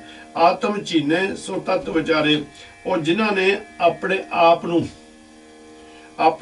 ਨੂੰ ਪਹਿਚਾਣ ਲਿਆ, ਆਤਮਾ ਨੂੰ ਉਹਨਾਂ ਨੇ ਚੀਨੇ ਦਾ ਮਤਲਬ ਉਹਨਾਂ ਨੇ ਨਾਮ ਦੇ ਵਿੱਚ ਰੰਗ ਲਿਆ ਭਾਈ। ਉਹਨਾਂ ਨੇ ਜਿਸਲੇ ਪ੍ਰਭੂ ਦੇ ਬਣਾਏ ਹੋਏ ਤਿੰਨੇ ਭਵਨਾਂ ਦੇ ਵਿੱਚ ਪ੍ਰੇਮ ਹੇਤ ਹੋ ਕੇ ਆਣਾ ਜਾਣਾ ਕੀਤਾ, ਤੇ ਉਹ ਜਿਹੜੇ ਤਿੰਨੇ ਭਵਨ ਨੇ ਉਹਨਾਂ ਨੂੰ ਵੀ ਉਹ ਕਲਿਆਣ ਵਾਸਤੇ ਸਾਧੂ ਸੰਤ ਗਿਆਨ ਦਿੰਦੇ ਹਨ, ਜਿਨ੍ਹਾਂ ਨੇ ਆਪਣੇ ਆਪ ਨੂੰ ਪਹਿਲਾਂ ਸੁਚੇਤ ਆਪਣੇ ਆਪ ਨੂੰ ਜਿੱਤ ਲਿਆ। ਸਾਚ ਹਿਰਦੈ ਸਚ ਪ੍ਰੇਮ ਨਿਵਾਸ, ਪ੍ਰਣਵਤ ਨਾਨਕ ਹਮ ਤਾਕੇ ਦਾਸ। ਜਿਸ ਦੇ ਹਿਰਦੇ ਦੇ ਵਿੱਚ ਉਹ ਸੱਚੇ ਸਤਿਗੁਰੂ ਦਾ ਨਿਵਾਸ ਹੋ ਗਿਆ, ਪ੍ਰੇਮ ਪੈ ਗਿਆ ਅਟੁੱਟ ਉਸ ਦਾ ਨਿਰੰਕਾਰ ਨਾਮ, ਨਿਰੰਕਾਰ ਸੱਚੇ ਪਾਤਸ਼ਾਹ ਜੀ ਕਹਿੰਦੇ ਨੇ ਪ੍ਰਣਵਤ ਨਾਨਕ ਹਮ ਤਾਕੇ ਦਾਸ। ਅਸੀਂ ਉਹਨਾਂ ਤੋਂ ਬਲਿਹਾਰੇ ਜਾਂਦੇ ਹਾਂ ਜਿਨ੍ਹਾਂ ਨੇ ਇਸ ਸਤਿਗੁਰ ਦੇ ਬਖਸ਼ੇ ਹੋਏ ਗੁਣਾਂ ਦੇ ਧਾਰਨੀ ਹੋ ਕੇ ਵਿਰਲੇ ਸੰਸਾਰ ਦੇ ਵਿੱਚ ਬਣ ਕੇ ਸਤਿਗੁਰ ਦੀ ਰਜ਼ਾ ਸਤਿਗੁਰ ਦੇ ਹੁਕਮ ਦੇ ਵਿੱਚ ਆਪਣਾ ਜੀਵਨ ਬਤੀਤ ਕਰਦੇ ਹੋਏ ਆਪਣੀ ਚੇਤਨਾ ਆਪਣੀ ਆਤਮਾ ਆਪਣੇ ਮਨ ਨੂੰ ਟਿਕਾ ਦੇ ਵਿੱਚ ਰੱਖ ਕੇ ਇੱਕ ਲਿਵ ਲਾ ਕੇ ਉਪਰੀਤਮ ਵਾਹਿਗੁਰੂ ਦੇ ਨਾਲ ਤਿੰਨਾਂ ਹੀ ਭਵਨਾਂ ਦੇ ਵਿੱਚ ਉਹ ਜਿਹੜਾ ਗਿਆਨ ਦੇਣਗੇ, ਉਹਨਾਂ ਦੇ ਨਾਲ ਉਹ ਤਿੰਨਾਂ ਭਵਨਾਂ ਦੀ ਕਲਿਆਣ ਹੁੰਦੀ ਹੈ। ਤੇ ਜਿਸ ਲਈ ਉਹਨਾਂ ਦੀ ਮੱਤ ਇੰਨੀ ਉੱਚੀ ਸੁੱਚੀ ਹੋ ਜਾਂਦੀ, ਨਿਰੰਕਾਰ ਸੱਚੇ ਪਾਤਸ਼ਾਹ ਜੀ ਕਹਿੰਦੇ ਅਸੀਂ ਉਹਨਾਂ ਦੇ ਦਾਸ ਬਣ ਜਾਂਦੇ ਹਾਂ। ਗੌੜੀ ਮਹੱਲਾ ਪਹਿਲਾ, ਬ੍ਰਹਮੈ ਗਰਭ ਕੀਆ ਨਹੀਂ ਜਾਣਿਆ, वेद की विपत पड़ी पछतानिया। गुरु निरंकार सच्चे पातशाह दी किरपा दे नाल जिस ਇਹ ਸ਼ਬਦ ਅਸੀਂ ਇਸ ਨੂੰ ਆਪਣੇ ਜ਼ਿਹਨ ਦੇ ਵਿੱਚ ਵਸਾਉਣ ਦੀ ਕੋਸ਼ਿਸ਼ ਕੀਤੀ, ਮਿਹਰਬਾਨ ਦਿਆਲੂ ਕਿਰਪਾਲੂ ਦੇ ਕੋਲ ਬਹੁਤ ਅਰਜ਼ੋਈਆਂ ਕੀਤੀਆਂ ਵੀ ਸਤਿਗੁਰੂ ਜੀ ਇਹਦੇ ਜਿਹੜੇ ਅਰਥ ਨੇ ਇਹ ਸਹੀ ਸਰੂਪ ਦੇ ਵਿੱਚ ਦੱਸਿਓ। ਇਹਦੇ ਵਿੱਚ ਬੜੇ ਬੜੇ ਜਿਹੜੇ ਦੈਂਤ ਨੇ, ਜਿਹੜੇ ਕਿ ਪਾਪੀ ਪੁਰਸ਼ ਹੋਏ ਨੇ, ਉਹਨਾਂ ਦੇ ਨਾਮ ਆਉਣੇ ਨੇ ਇਹਦੇ ਵਿੱਚ। ਔਰ ਇਹ ਕਾਰਨ ਇਹ ਕਿ ਗੁਰਸਿੱਖਾਂ ਨੇ ਆਣ ਕੇ ਮਾਲਕ ਨੂੰ ਪੁੱਛਿਆ ਵੀ ਸਤਿਗੁਰ ਜੀ ਹੰਕਾਰ ਦੀ ਡੈਫੀਨੇਸ਼ਨ, ਹੰਕਾਰ ਦਾ ਰੂਪ ਰੰਗ ਸਾਨੂੰ ਦਿਖਾਵੋ। ਤੇ ਔਰ ਇਹ ਹੰਕਾਰ ਦੇ ਵਿੱਚ ਕੌਣ ਕੌਣ ਫਸਿਆ, ਹੁਣ ਸਤਿਗੁਰ ਜੀ ਇੱਥੇ ਉਹਨਾਂ ਦਾ ਗਿਆਨ ਦੇਣ ਲੱਗੇ ਨੇ। ਇਹਦੀ ਭੂਮਿਕਾ ਨਾਲ ਦੀ ਨਾਲ ਬਣਨੀ ਹੈ, ਥੋੜੀ ਜਿਹੀ ਲੰਬੀ ਹੋ ਜਾਣੀ ਆ, ਸੋ ਕਿਰਪਾ ਕਰਨੀ ਨਾਲ ਨਾਲ ਚੱਲਣਾ। ਔਰ ਇਹਦੇ ਵਿੱਚ ਕੁਝ ਐਸੀਆਂ ਚੀਜ਼ਾਂ ਜੋ ਆਪ ਜੀ ਨਾਲ ਸਾਂਝੀਆਂ ਕਰਾਂਗੇ, ਉਹ ਤੁਹਾਡੇ ਮਨ ਨੂੰ ਇਦਾਂ ਲੱਗਣਾ ਵੀ ਇਹ ਮਿਥਿਹਾਸ ਹੈ, ਝੂਠ ਹੈ, ਪਖੰਡ ਹੈ। ਪਰ ਗੁਰੂ ਕਾ ਸਿੱਖ ਕਦੀ ਸ਼ੰਕਾ ਨਹੀਂ ਕਰਦਾ। ਜੋ ਨਿਰੰਕਾਰ ਨੇ ਤੁਰਕੀ ਬਾਣੀ ਦੇ ਵਿੱਚ ਉਚਾਰਨ ਕਰਦੇ ਤਾਂ ਸੰਸਾਰ ਝੂਠਾ, ਚੰਦ ਸੂਰਜ ਝੂਠੇ, ਹਰ ਚੀਜ਼ ਝੂਠੀ, ਪਰ ਇਹ ਬਾਣੀ ਸੱਚੀ ਹੈ। ਇਹ ਜਿਹੜੀ ਬਾਣੀ ਇਹ ਸੱਚੀ ਹਿਰਦੇ ਦੇ ਵਿੱਚ ਜਦੋਂ ਵਸ ਜਾਂਦੀ ਹੈ, ਫਿਰ ਸਾਡੇ ਅੰਦਰੋਂ ਭਰਮ ਹੀ ਖਤਮ ਹੋ ਜਾਂਦੇ, ਨਾਸਕ ਹੋ ਜਾਂਦੇ ਨੇ। ਸੋ ਇਹਦੇ ਵਿੱਚ ਬਹੁਤ ਇਸ ਤਰ੍ਹਾਂ ਦੇ ਜੀਵਾਂ ਦਾ ਨਾਮ ਆਏਗਾ ਜੋ ਸਤਿਗੁਰ ਸੱਚੇ ਪਾਤਸ਼ਾਹ ਨੇ ਉਹਨਾਂ ਨੂੰ ਫਿਰ ਕਿਸ ਤਰ੍ਹਾਂ ਹੰਕਾਰ ਹੋਇਆ ਤੇ ਉਹਨਾਂ ਦਾ ਹੰਕਾਰ ਕਿੱਦਾਂ ਤੋੜਿਆ ਤੇ ਕਿਹੜੀਆਂ ਕਿਹੜੀਆਂ ਸਜ਼ਾਵਾਂ ਉਹਨਾਂ ਨੂੰ ਮਿਲੀਆਂ, ਇਹ ਸ਼ਬਦ ਦੇ ਵਿੱਚ ਆਵੇਗਾ। ਸਭ ਤੋਂ ਪਹਿਲਾਂ ਗੁਰੂ ਨਿਰੰਕਾਰ ਸੱਚੇ ਪਾਤਸ਼ਾਹ ਜੀ ਇਸ ਸੰਸਾਰ ਨੂੰ ਬਣਾਉਣ ਵਾਲੇ ਧੰਨ ਧੰਨ ਗੁਰੂ ਨਾਨਕ ਮਹਾਰਾਜ ਸੱਚੇ ਪਾਤਸ਼ਾਹ ਜੀ ਨੂੰ ਇੱਕ ਵਾਰ ਆਪਾਂ ਸਾਰੇ ਧੰਨ ਧੰਨ ਆਖੀਏ ਮਿਹਰਬਾਨ ਦਿਆਲੂ ਕਿਰਪਾਲੂ ਸਾਡੇ ਤੇ ਦਇਆ ਕਰ। ਅਸੀਂ ਇਹ ਜਿਹੜੇ ਆਪ ਜੀ ਦੇ ਬਚਨ ਨੇ ਇਹਨਾਂ ਨੂੰ ਪਕੜ ਦੇ ਵਿੱਚ ਲੈ ਕੇ ਆਈਏ, ਹਿਰਦੇ ਦੇ ਵਿੱਚ ਵਸਾ ਲਈਏ। ਸਾਨੂੰ ਇਹਦੇ ਵਿੱਚੋਂ ਵੀ ਆਪ ਜੀ ਨਾਲ ਪ੍ਰੇਮ ਪਾਉਣ ਦੇ ਗੁਣ ਬਖਸ਼ਿਸ਼ ਹੋਣ, ਪ੍ਰੇਮ ਪਾਉਣ ਦਾ ਹੀ ਸਾਨੂੰ ਸਤਿਗੁਰੂ ਜੀ ਉਪਦੇਸ਼ ਦੇ ਵਿੱਚ ਹੋਵੇ। ਕਹਿੰਦੇ ਬ੍ਰਹਮੈ ਗਰਭ ਕੀਆ ਨਹੀਂ ਜਾਣਿਆ, ਵੇਦ ਕੀ ਬਿਪਤ ਪੜੀ ਪਛਤਾਨਿਆ। ਇਹ ਜਿਹੜਾ ਬ੍ਰਹਮਾ ਹੋਇਆ ਨਾ, ਜਦੋਂ ਇਹਨੂੰ ਬਹੁਤ ਭਾਰਾ ਹੰਕਾਰ ਹੋ ਗਿਆ ਸੀਗਾ, ਕਿਉਂਕਿ 4 ਵੇਦ ਜਿਹੜੇ ਸਨ ਉਹ ਪਰਮਾਤਮਾ ਵੱਲੋਂ ਬਣਾਏ ਹੋਏ ਇਹ ਵੇਦ ਇਹਨੂੰ ਦਿੱਤੇ ਸਨ ਵੀ ਆਹ ਜਿਹੜੇ 4 ਵੇਦ ਨੇ ਇਹਨਾਂ ਦੇ ਰਾਹੀਂ ਤੂੰ ਇਦੂ ਸੰਸਾਰ ਨੂੰ ਗਿਆਨ ਦੇਣਾ, ਸੰਸਾਰ ਦੀ ਮਰਿਆਦਾ ਤੁਸੀਂ ਇਹਦੇ ਵਿੱਚ ਰੱਖਣੀ ਹੈ। ਤਾਂ ਕੀ ਹੋਇਆ, ਇਹ ਵੇਦ ਪੜ੍ਹਦਾ ਹੰਕਾਰ ਹੋ ਗਿਆ, ਇਹਨੂੰ ਬੜਾ ਭਾਰੀ ਹੰਕਾਰ ਹੋ ਗਿਆ ਕਿ ਮੇਰੇ ਤੋਂ ਬਗੈਰ ਇਸ ਸੰਸਾਰ ਦੇ ਉੱਤੇ ਮਰਿਆਦਾ ਕੋਈ ਚੱਲ ਹੀ ਨਹੀਂ ਸਕਦੀ। ਮਰਿਆਦਾ ਪੁਰਸ਼ੋਤਮ ਮੈਂ ਹੀ ਹਾਂ, ਜਿਸ ਵੇਲੇ ਇਹਨੂੰ ਇੰਨਾ ਹੰਕਾਰ ਹੋ ਗਿਆ, ਹੁਣ ਪ੍ਰਮਾਤਮਾ ਨੂੰ ਹਰ ਜੀ ਹੰਕਾਰ ਨਾ ਭਾਵੀ, ਉਹ ਸਤਿਗੁਰ ਨੂੰ ਹੰਕਾਰ ਨਹੀਂ ਪਾਉਂਦਾ ਭਾਈ। ਸਤਿਗੁਰ ਸੱਚੇ ਪਾਤਸ਼ਾਹ ਨੇ ਇਹਨਾਂ ਦਾ ਹੰਕਾਰ ਖਤਮ ਕਰਨ ਵਾਸਤੇ ਸਾਖੀਆਂ ਬਹੁਤ ਜ਼ਿਆਦੀਆਂ ਲੰਬੀਆਂ ਨੇ, ਪਰ ਮੈਂ ਇੰਨੀਆਂ ਲੰਬੀਆਂ ਨਹੀਂ ਆਪ ਸਾਂਝੀਆਂ ਕਰਨੀਆਂ। ਹੰਕਾਰ ਨੂੰ ਨਸ਼ਟ ਕਰਨ ਵਾਸਤੇ ਹੁਣ ਸਤਿਗੁਰ ਜੀ ਇੱਕ ਖੇਲ ਕਰਨ ਲੱਗੇ ਨੇ, ਪ੍ਰੀਤਮ ਜੀ ਖੇਲ ਕਰਨ ਲੱਗੇ ਨੇ। ਬ੍ਰਹਮਾ ਵੇਦ ਪੜਦਾ ਪੜਦਾ ਭਾਈ ਸੌਂ ਗਿਆ। ਜਦੋਂ ਸੌਂ ਗਿਆ ਤੇ ਉਹ ਵਾਹਿਗੁਰੂ ਪ੍ਰਮਾਤਮਾ ਜੀ ਇੱਕ ਵੱਖਰਾ ਰੂਪ ਧਾਰਨ ਕਰਕੇ ਇਹ ਵੇਦ ਜਿਹੜੇ ਸਨ ਇਹਦੇ ਚੱਕੇ ਲਗਾ। ਔਰ ਇੱਥੇ ਵੈਸੇ ਆਪਣ ਆਪ ਨਹੀਂ ਸਤਿਗੁਰਾਂ ਨੇ ਰੂਪ ਧਾਰਨ ਕੀਤਾ, ਪਰ ਮਹਾਰਾਜ ਜੋ ਕਹਿੰਦੇ ਨੇ ਇਹ ਵੀ ਇੱਕ ਜਿਹੜਾ ਸੰਖਾਸੁਰ ਦੈਂਤ ਹੋਇਆ, ਜਿੰਨੇ ਵੀ ਦੈਂਤਾਂ ਦੇ ਨਾਮ ਇਹਦੇ ਵਿੱਚ ਆਉਣਗੇ, ਇਹਨਾਂ ਨੇ ਅਥਾਹ ਭਗਤੀ ਕੀਤੀ, ਬਹੁਤ ਭਗਤੀਆਂ ਕੀਤੀਆਂ। ਭਗਤੀਆਂ ਕਰ ਕਰਕੇ ਇਹਨਾਂ ਨੇ ਪ੍ਰਮਾਤਮਾ ਨੂੰ ਵਸ ਕਰ ਲਿਆ ਸੀ, ਭਗਵਾਨ ਨੂੰ ਵਸ ਕਰ ਲਿਆ ਸੀ। ਕਿਸੇ ਨੇ ਸ਼ਿਵ ਨੂੰ ਵਸ ਕਰ ਲਿਆ ਸੀ, ਕਿਸੇ ਨੇ ਬ੍ਰਹਮਾ ਨੂੰ ਵਸ ਕਰ, ਕਿਸੇ ਨੇ ਵਿਸ਼ਨੂੰ ਨੂੰ ਵਸ ਕਰ ਲਿਆ ਸੀ। ਪਰ ਵਸ ਕਰਕੇ ਉਹਨਾਂ ਦੇ ਇਹ ਵੈਰੀ ਬਣ ਗਏ। ਬਸ ਉਹਨਾਂ ਨੂੰ ਹੰਕਾਰ ਹੋ ਗਿਆ ਵੀ ਜੇ ਅਸੀਂ ਭਗਵਾਨ ਨੂੰ ਵਸ ਕਰ ਲਿਆ, ਹੁਣ ਭਗਵਾਨ ਕੌਣ ਹੁੰਦਾ? ਅਸੀਂ ਆ ਹਰਨਾਕਸ਼ ਵਰਗੇ ਜਿਹੜੇ ਸਨ ਉਹ। ਇਸ ਕਾਰਨ ਕਰਕੇ ਜਦੋਂ ਇਹਨਾਂ ਨੂੰ ਇਹ ਹੰਕਾਰ ਹੋ ਗਿਆ ਤੇ ਇਹ ਪ੍ਰਮਾਤਮਾ ਨੇ ਵੱਖਰੇ ਵੱਖਰੇ ਰੂਪ ਧਾਰਨ ਕੀਤੇ। ਕਹਿੰਦੇ ਇਹ ਜਿਹੜਾ ਸੰਖਾਸੁਰ ਸੀ ਦੈਂਤ, ਇਹ ਚਾਰੇ ਵੇਦ ਇਹਦੇ ਚੱਕ ਕੇ ਨਾ ਪਤਾਲ ਦੇ ਵਿੱਚ, ਪਤਾਲ ਕਹਿੰਦੇ ਨੇ ਸਮੁੰਦਰ ਨੂੰ, ਸਮੁੰਦਰ ਦੇ ਵਿੱਚ ਜਾ ਕੇ ਵੜ ਗਿਆ। ਤੇ ਜਿਸ ਵੇਲੇ ਬ੍ਰਹਮੇ ਦੀ ਅੱਖ ਖੁੱਲੀ ਤੇ ਉੱਥੇ ਭਾਈ ਵੇਦ ਹੈ ਨਹੀਂ। ਹੁਣ ਬੜਾ ਪਛਤਾਇਆ, ਵੇਦ ਕੀ ਬਿਰਧ ਬੜੀ ਪਛਤਾਨਾ, ਬੜਾ ਪਛਤਾਇਆ ਉੱਥੇ ਵੀ ਜਿੱਥੇ ਮੈਂ ਵੇਦ ਰੱਖੇ ਸਨ ਹੁਣ ਉੱਥੇ ਨਹੀਂ ਹਨ। ਜਹ ਪ੍ਰਭ ਸਿਮਰੇ ਤਹੀਂ ਮਨ ਮਾਨਿਆ। ਜਦੋਂ ਇਸ ਨੂੰ ਇਹ ਭਾਰੀ ਦੁੱਖ ਹੋਇਆ ਵੀ ਵੇਦ ਅਲੋਪ ਹੋ ਗਏ ਨੇ, ਕੌਣ ਚੱਕ ਕੇ ਲੈ ਗਿਆ, ਉਸ ਵੇਲੇ ਬ੍ਰਹਮਾ ਨੇ ਫਿਰ ਇੱਕ ਮਨ ਇੱਕ ਚਿੱਤ ਹੋ ਕੇ ਪ੍ਰਮਾਤਮਾ ਦੇ ਮੂਹਰੇ ਫਰਿਆਦਾਂ ਕੀਤੀਆਂ ਵੀ ਤੁਹਾਡੇ ਤੋਂ ਬਗੈਰ ਮੇਰਾ ਕੋਈ ਨਹੀਂ ਜਿਹੜਾ ਕਿ ਇਹ ਵੇਦ ਮੈਨੂੰ ਵਾਪਸ ਲਿਆ ਕੇ ਦੇ ਸਕੇ। ਮੈਂ ਹੰਕਾਰ ਦੇ ਵਿੱਚ ਫਸ ਚੁੱਕਿਆ ਸਾਂ, ਹੁਣ ਮੇਰੇ ਤੇ ਕਿਰਪਾ ਤੁਸੀਂ ਕਰੋ। ਉਸ ਵੇਲੇ ਕਹਿੰਦੇ ਫਿਰ ਪ੍ਰਮਾਤਮਾ ਨੇ, ਵਾਹਿਗੁਰੂ ਨੇ ਮੱਛ ਦਾ ਰੂਪ ਧਾਰਨ ਕੀਤਾ ਤੇ ਜਾ ਕੇ ਉਹ ਜਿਹੜਾ ਇਹ ਸੰਖਾਸੁਰ ਸੀ ਇਹਦੇ ਨਾਲ ਬਹੁਤ ਦੈਂਤ ਦੇ ਨਾਲ ਯੁੱਧ ਕੀਤਾ ਔਰ ਇਸ ਦਾ ਖਾਤਮਾ ਕਰਕੇ ਚਾਰੇ ਵੇਦ ਲਿਆ ਕੇ ਫਿਰ ਬ੍ਰਹਮੇ ਨੂੰ ਦਿੱਤੇ। ਤੇ ਬ੍ਰਹਮੇ ਨੂੰ ਉਦੜ ਗਿਆਨ ਹੋ ਗਿਆ ਕਿ ਮੈਂ ਕੱਖ ਨਹੀਂ, ਮੇਰੇ ਪੱਲੇ ਵੀ ਕੱਖ ਨਹੀਂ, ਮੇਰੇ ਅੰਦਰ ਵੀ ਕੱਖ ਨਹੀਂ, ਜੋ ਸਭ ਕੁਛ ਹੈ ਉਹ ਪ੍ਰਮਾਤਮਾ ਹੀ ਕਰ ਰਿਹਾ ਹੈ। ਐਸਾ ਗਰਭ ਬੁਰਾ ਸੰਸਾਰ ਹੈ, ਜਿਸ ਗੁਰ ਮਿਲੈ ਤਿਸ ਗਰਭ ਨਿਵਾਰੈ। ਫਿਰ ਦਿੰਦਾ ਗਿਆਨ ਸਾਰਿਆਂ ਨੂੰ। ਕਹਿੰਦੇ ਇਸ ਤਰ੍ਹਾਂ ਜਿੱਦਾਂ ਮੈਨੂੰ ਹੰਕਾਰ ਹੋ ਗਿਆ ਸੀ ਨਾ, ਇਹ ਹੰਕਾਰ ਸੰਸਾਰ ਦੇ ਜੀਵੋ ਬਹੁਤ ਬੁਰਾ ਹੈ। ਸਾਰੇ ਸੰਸਾਰ ਨੂੰ ਫਿਰ ਬ੍ਰਹਮਾ ਗਿਆਨ ਦਿੰਦਾ, ਕਹਿੰਦਾ ਵੀ ਬਹੁਤ ਬੁਰਾ ਹੈ। ਜਿਸ ਗੁਰ ਮਿਲੇ ਤਿਸ ਗਰਭ ਨਿਵਾਰੇ। ਕਹਿੰਦੇ ਜੇ ਇਹਨਾਂ ਨੂੰ ਸਤਿਗੁਰ ਪ੍ਰਮਾਤਮਾ ਵਾਹਿਗੁਰੂ ਨਿਰੰਕਾਰ ਮਿਹਰਬਾਨ ਦਿਆਲੂ ਕਿਰਪਾਲੂ ਮਿਲ ਗਿਆ, ਉਹ ਸਤਿਗੁਰ ਦੀ ਕਿਰਪਾ ਦੇ ਨਾਲ ਇਹ ਸਭ ਤੋਂ ਪਹਿਲਾਂ ਗਰਭ ਨੂੰ ਨਿਵਾਰ ਦਿਓ, ਖਤਮ ਕਰ ਦੇਵੋ। ਰਹਾਉ ਬਲ ਰਾਜਾ ਮਾਇਆ ਹੰਕਾਰੀ, ਜਗਨ ਕਰੈ ਬਹੁ ਪਾਰ ਅਫਾਰੀ। ਜਿਹੜਾ ਬਲ ਰਾਜਾ ਹੋਇਆ ਭਾਈ, ਇਹ ਬੜਾ ਦਿਲ, ਬਹੁਤ ਵੱਡਾ ਦਾਨੀ ਹੋਇਆ। ਬਲ ਰਾਜਾ ਬੜੇ ਇਸਨੇ ਬਹੁਤ ਦਾਨ ਕਰਦਾ ਸੀ, ਬਹੁਤ ਦਾਨ। ਪਰ ਦਾਨ ਕਰਦੇ ਕਰਦੇ ਨੂੰ ਪ੍ਰਮਾਤਮਾ ਭੁੱਲ ਗਿਆ।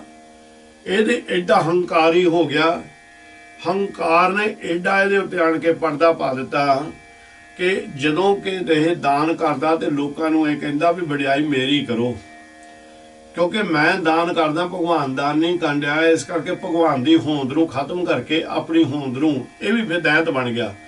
ਬੜੀ ਬੰਦਗੀ ਕਰ ਕਰਕੇ ਇਸ ਨੇ ਸਾਰੇ ਤੱਤ ਪ੍ਰਾਪਤ ਕਰ ਸਨ, ਬੜੀਆਂ ਬਖਸ਼ਿਸ਼ਾਂ ਪ੍ਰਾਪਤ ਕੀਤੀਆਂ, ਪਰ ਦੈਂਤੀ ਰੂਪੀ ਬਣ ਗਿਆ ਉਹ ਤਾਕਤਾਂ ਦੇ ਨਾਲੇ। ਹੁਣ ਪ੍ਰਮਾਤਮਾ ਨੇ ਸੋਚਿਆ ਵੀ ਇਹਦਾ ਵੀ ਹੰਕਾਰ ਕਿਸੇ ਨਾ ਕਿਸੇ ਰੂਪ ਦੇ ਨਾਲ ਖਤਮ ਕਰਨਾ। ਇਹ ਸਾਖੀਆਂ ਤੁਸੀਂ ਸੁਣੀਆਂ ਹੋਈਆਂ ਨੇ, ਪਰ ਮੈਂ ਤੁਹਾਨੂੰ ਸਿਰਫ ਯਾਦ ਹੀ ਕਰਾਉਣੀਆਂ ਛੋਟੀਆਂ ਛੋਟੀਆਂ। ਫਿਰ ਕੀ ਹੋਇਆ, ਕਹਿੰਦੇ ਫਿਰ ਉਹ ਜਿਹੜਾ ਪ੍ਰਮਾਤਮਾ ਨੇ ਇੱਕ ਖੇਡ ਵਰਤਾਈ ਕਿ ਆਪ ਇੱਕ ਬੋਨਾ ਛੋਟਾ ਜਿਹਾ ਬ੍ਰਾਹਮਣ ਦਾ ਰੂਪ ਧਾਰਨ ਕਰਕੇ ਆ ਗਿਆ। ਜਿਸ ਨੇ ਇਹਦੇ ਕੋਲ ਬਲ ਰਾਜੇ ਦੇ ਕੋਲ ਆਏ ਤੇ ਬਾਹਰ ਖੜੇ ਰਹੇ, ਤੇ ਜਿਸ ਨੂੰ ਇਸ ਰਾਜੇ ਨੇ ਆਵਾਜ਼ ਮਾਰੀ, ਬਲ ਰਾਜੇ ਨੇ ਇਹਨੂੰ ਆਵਾਜ਼ ਮਾਰੀ ਵੀ ਪੰਡਿਤ ਜੀ ਅੰਦਰ ਆ ਜਾਵੋ। ਅੰਦਰ ਗਏ, ਆਖਣ ਲੱਗੇ ਤੁਸੀਂ ਕੌਣ ਹੋ? ਕਹਿੰਦੇ ਜੀ ਅਸੀਂ ਬ੍ਰਾਹਮਣ ਹਾਂ। ਤਾਂ ਕਹਿੰਦੇ ਕਿੱਦਾਂ ਆਉਣਾ ਹੋਇਆ ਤੁਹਾਡਾ? ਆਖਣ ਲੱਗੇ ਸਾਨੂੰ ਪਤਾ ਲੱਗਿਆ ਪਰ ਤੁਸੀਂ ਬਹੁਤ ਵੱਡੇ ਦਾਨੀ ਹੋ, ਤੁਹਾਡੇ ਦਰ ਤੋਂ ਕੋਈ ਖਾਲੀ ਨਹੀਂ ਜਾਂਦਾ। ਤੇ ਉਸ ਨੂੰ ਹੋਰ ਹੰਕਾਰ ਹੋ ਗਿਆ ਵੀ ਹਾਂ ਮੇਰੀ ਵਡਿਆਈ ਤਾਂ ਬਹੁਤ ਦੂਰਾਂ ਦੇ ਉੱਤੇ ਹੋ ਰਹੀ ਆ। ਆਖਣ ਲੱਗਾ ਬਿਲਕੁਲ ਠੀਕ ਆ। ਆਖਣ ਲੱਗੇ ਵੀ ਸਾਨੂੰ ਵੀ ਕੁਝ ਦਾਨ ਦੇਵੇ ਦਿਓ। ਇਹ ਜਿਹੜਾ ਬੋਨਾ ਬ੍ਰਾਹਮਣ ਬਣਿਆ ਉਹ ਪੁੱਛ ਕਹਿ ਰਿਹਾ, ਆਖਣ ਲੱਗਾ ਵੀ ਸਾਨੂੰ ਵੀ ਦਾਨ ਦੇ ਦਿਓ। ਉਹ ਕਹਿੰਦੇ ਵੀ ਦੱਸੋ ਕੀ ਚਾਹੀਦਾ। ਕਹਿੰਦੇ ਸਾਨੂੰ 2.5 ਗਜ ਧਰਤੀ ਦੇ ਦਿਓ। 2.5 ਗਜ। ਹੁਣ ਚੇਤਾ ਆ ਜਾਣਾ ਤੁਹਾਨੂੰ ਵੀ ਸਾਖੀ ਸੁਣੀ ਆ। ਤਾਂ ਇਹ ਬਲ ਰਾਜਾ ਕਹਿੰਦਾ ਵੀ 2.5 ਗਜ ਧਰਤੀ ਤਾਂ ਕੁਛ ਵੀ ਨਹੀਂ ਹੁੰਦੀ, ਵੀ ਚਲੋ ਅਸੀਂ ਦੇ ਦਿੱਤੀ ਤੁਹਾਨੂੰ। ਤੇ ਬੋਨਾ ਬ੍ਰਾਹਮਣ ਬਾਹਰ ਗਿਆ।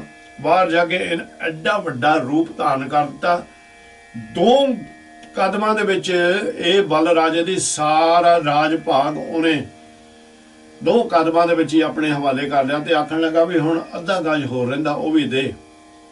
ਤਾਂ ਫਿਰ ਕੀ ਹੋਇਆ, ਇਹ ਜਿਹੜਾ ਬਲ ਰਾਜਾ ਸੀਗਾ ਇਸ ਨੇ ਬਚਨ ਨੂੰ ਪੂਰਾ ਕਰਨਾ ਸੀ। ਤੇ ਇਸ ਨੇ ਕਿਹਾ ਮੇਰੇ ਸਿਰ ਦੇ ਉੱਤੇ ਪੈਰ ਰੱਖ ਕੇ ਤੁਸੀਂ ਆਪਣਾ ਅੱਧਾ ਗਜ ਜਿਹੜਾ ਉਹ ਵੀ ਲੈ ਲਵੋ। ਜਦੋਂ ਇਹਨੇ ਸਿਰ ਦੇ ਉੱਤੇ ਪੈਰ ਰਖਾਇਆ ਤੇ ਉਹ ਪ੍ਰਮਾਤਮਾ ਨੇ ਐਸੀ ਖੇਡ ਵਰਤਾਈ, ਪੈਰ ਰੱਖਦੇ ਸਾਰੇ ਇਹਨੂੰ ਸਮੁੰਦਰ ਦੇ ਵਿੱਚ ਧੱਸ ਦਿੱਤਾ।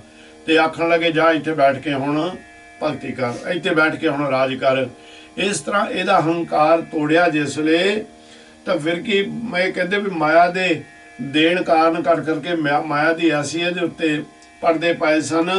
ਇਹ ਦਾਨੀ ਬਣ ਕੇ ਵੀ ਹੰਕਾਰੀ ਬਣ ਗਿਆ ਔਰ ਕਿਸੇ ਨੂੰ ਖਾਲੀ ਮੋੜਦਾ ਨਹੀਂ ਸੀ। ਜਗ ਕਰੇ ਬਹੁਤ ਭਾਰ ਭਾਰੀ, ਬੜੇ ਤਰ੍ਹਾਂ ਦੇ ਵੱਡੇ ਵੱਡੇ ਇਹ ਜਗ ਕਰਿਆ ਕਰਦਾ ਹੁੰਦਾ ਸੀ। ਬਿਨ ਗੁਰ ਪੁੱਛੈ ਜਾਏ ਪਿਆਰੀ। ਕਹਿੰਦੇ ਪਰ ਜੋ ਕੁਝ ਕਰ ਰਿਹਾ ਸੀ ਆਪਣੇ ਗੁਰੂ ਸ਼ੁਕਰਾਚਾਰੀਆ ਨੂੰ ਪੁੱਛੇ ਤੋਂ ਬਗੈਰ ਹੀ ਇਹ ਸਭ ਕੁਝ ਕਰਿਆ ਕਰਦਾ ਹੁੰਦਾ ਸੀ। ਹਰੀ ਚੰਦ ਦਾਨ ਕਰੈ ਜਸ ਲੇਵੈ, ਬਿਨ ਗੁਰ ਅੰਤ ਨ ਪਾਏ ਅਪੇਵੈ। ਹੁਣ ਹਰੀ ਚੰਦ ਵੀ ਬੜਾ ਤਗੜਾ ਰਾਜਾ ਹੋਇਆ, ਬੜਾ ਦਾਨੀ ਹੋਇਆ।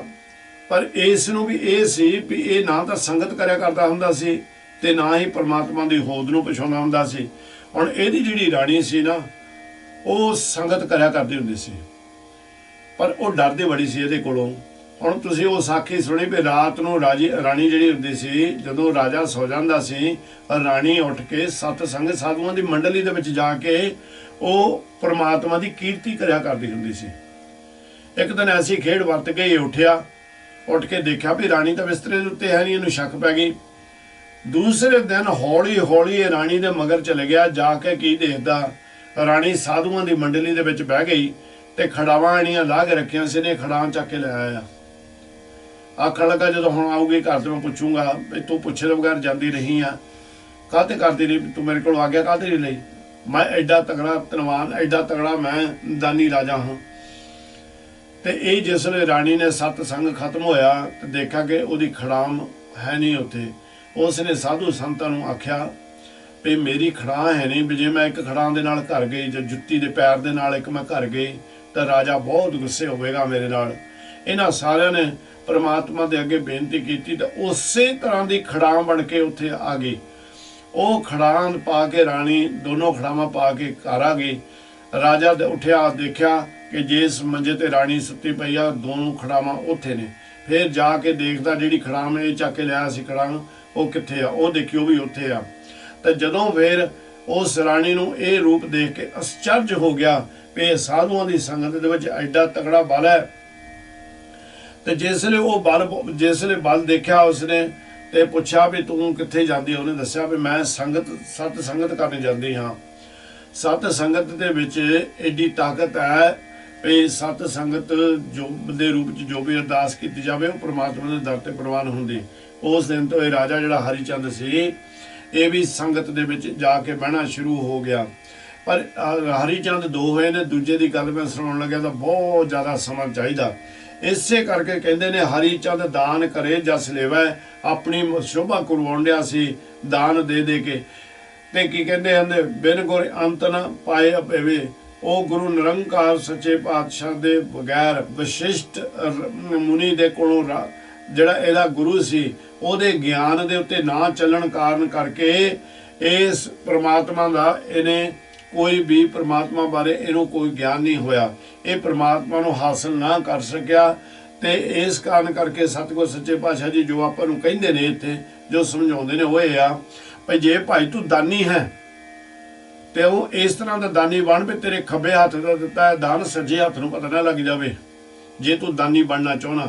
ਪਰ ਤੂੰ ਦਾਨੀ ਬਣ ਨਹੀਂ ਸਕਦਾ, ਤੂੰ ਠੀਕ ਆ ਸੇਵਾ ਕਰ ਸਕਦਾ। ਦਾਨੀ ਅਕਾਲ ਪੁਰਖ ਨਿਰੰਕਾਰ ਦਾਤਾ ਉਹੀ ਹੈ, ਪਰ ਕਦੀ ਵੀ ਆ ਕੁਛ ਦੇ ਕੇ ਦੂਸਰਿਆਂ ਨੂੰ ਨਾ ਚਿਤਾਰੀ ਜਾਵੇ ਵੀ ਮੇਰੀ ਸ਼ੋਭਾ ਕਰੋ ਤੁਸੀਂ। ਆਪ ਪੁਲਾਏ ਆਪੇ ਮਤ ਦੇਵੈ, ਖੜਾ ਹੋ ਕੇ ਵੀ ਫੇਰ ਅਰਦਾਸ ਕਰਦਾ ਰਾਣੀ ਦੇ ਨਾਮ, ਕਹਿੰਦਾ ਪਰਮੇਸ਼ਰ ਐਡਾ ਮਹਾਨ ਹੈ, ਇੰਨਾ ਪ੍ਰਤਪਾਲਕ, ਇੰਨਾ ਦਿਆਲੂ, ਆਪੇ ਸਤਿਗੁਰ ਸੱਚੇ ਪਾਤਸ਼ਾਹ ਜੀ ਜਿਹੜੇ ਨੇ ਉਹ ਸਾਨੂੰ ਮਤ ਦਿੰਦੇ ਨੇ, ਆਪੇ ਸਾਨੂੰ ਭੁਲਾ ਦਿੰਦੇ ਹਨ।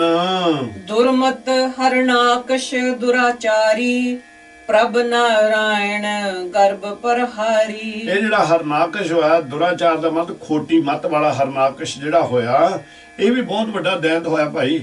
ਔਰ ਸਾਰਿਆਂ ਨੇ ਤੁਸੀਂ ਪ੍ਰਹਲਾਦ ਦੀ ਤੇ ਹਰਨਾਕਸ਼ ਦੀ ਸਾਖੀ ਸੁਣੀ, ਮੈਂ ਇਹਦੇ ਵਿੱਚ ਇੱਧਰ ਨੂੰ ਨਹੀਂ ਜਾਣਾ।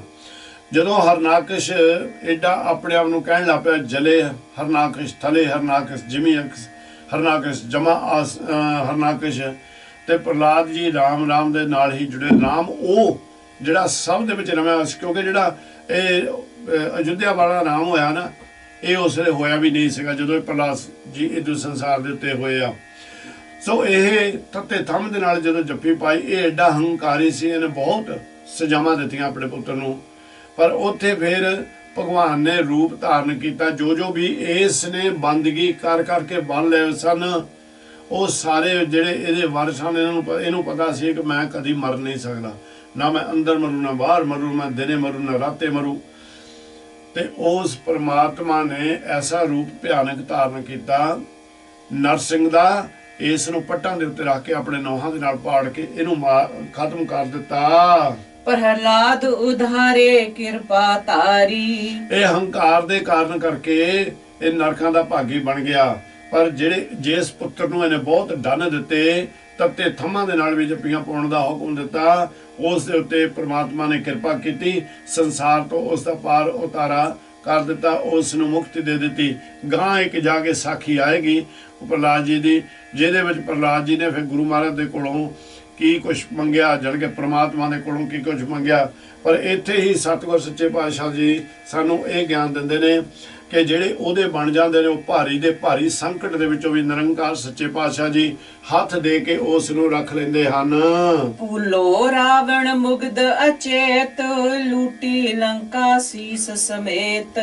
ਕਹਿੰਦੇ ਰਾਵਣ ਵੀ ਇਹ ਬ੍ਰਾਹਮਣ ਸੀ ਅਸਲ ਵਿੱਚ, ਬ੍ਰਾਹਮਣਾਂ ਦਾ ਪੁੱਤ। ਜੋ ਗਿਆਨ ਆਪਾਂ ਨੂੰ ਜੋ ਇਤਿਹਾਸ ਦੇ ਵਿੱਚੋਂ ਆਪਾਂ ਨੂੰ ਜੋ ਇਹਦੇ ਬਾਰੇ ਮਿਲਦਾ ਹੈ, ਔਰ ਇਹ ਰਾਵਣ ਨੂੰ ਵੀ ਤੁਸੀਂ ਸਾਰਿਆਂ ਨੇ ਸੁਣਿਆ ਵੀ ਇਹਦਾ ਹਾਲ ਕੀ ਹੋਇਆ। ਪਰ ਜਿਹੜਾ ਇਸ ਦਾ ਜਿਹੜਾ ਗੁਰੂ ਸੀ ਨਾ, ਗੁਰੂ ਇਹਦਾ ਸੀ ਸ਼ਿਵ ਜੀ ਇਹਦੇ ਗੁਰੂ ਸਨ। ਉਸ ਨੇ ਇਹਨੂੰ ਇੱਕ ਗੱਲ ਆਖੀ ਸੀ ਵੀ ਇੱਕ ਸਮਾਂ ਆਉਣਾ, ਪਰਮਾਤਮਾ ਨੇ ਰੂਪ ਧਾਰਨ ਕਰਕੇ ਇਹਦੇ ਸੰਸਾਰ ਦੇ ਉੱਤੇ ਆਉਣਾ। ਤੂੰ ਕਿਸੇ ਵੀ ਧਰਮਾਤਮਾ ਦੇ ਨਾਲ, ਜਿਹੜੇ ਧਰਮੀ ਪੁਰਸ਼ ਆ, ਉਹਦੇ ਨਾਲ ਜੰਗ ਨਾ ਕਰ ਬੈਠੀ। ਚਾਰ ਵੇਦਾਂ ਦਾ ਅਭਿਆਸੀ ਸੀ। ਗੁਰੂ ਨਿਰੰਕਾਰ ਸੱਚੇ ਪਾਤਸ਼ਾਹ ਕਰਦੇ ਨੇ ਵੀ 1 ਲੱਖ ਪੂਤ 1.25 ਲੱਖ ਨਾਤੀ ਤੈ ਰਾਵਣ ਕਰ ਦੀਆ ਨਾ ਬਾਤੀ, ਐਡਾ ਤਕੜਾ ਮੂਰਖ ਬਣ ਗਿਆ ਸੀ। ਇੱਥੇ ਵੀ ਮਹਾਰਾਜ ਸੱਚੇ ਪਾਤਸ਼ਾਹ ਜੀ ਕਹਿੰਦੇ ਨੇ ਕਿ ਉਹ ਰਾਵਣ ਭੁੱਲ ਗਿਆ ਵੀ ਮੇਰੇ ਗੁਰੂ ਨੇ ਮੈਨੂੰ ਕਿਹੜੀ ਗੱਲ ਆਖੀ ਸੀ, ਪਰ ਆਪਣੇ ਹੰਕਾਰ ਦੇ ਵਿੱਚ, ਆਪਣੇ ਗਿਆਨ ਦੇ ਵਿੱਚ ਐਸਾ ਫਸਿਆ ਕਿ ਉਹਦੀ ਜਿਹੜੀ ਲੰਕਾ ਸੀ, ਇਹ ਭੂਲੋ ਰਾਵਣ ਜਦੋਂ ਮਰਿਆ ਮੁਗਧ ਅਚੇਤ, ਇਹ ਪਾਗਲ ਹੋ ਗਿਆ ਸੀ, ਮੂਰਖ ਬਣ ਗਿਆ।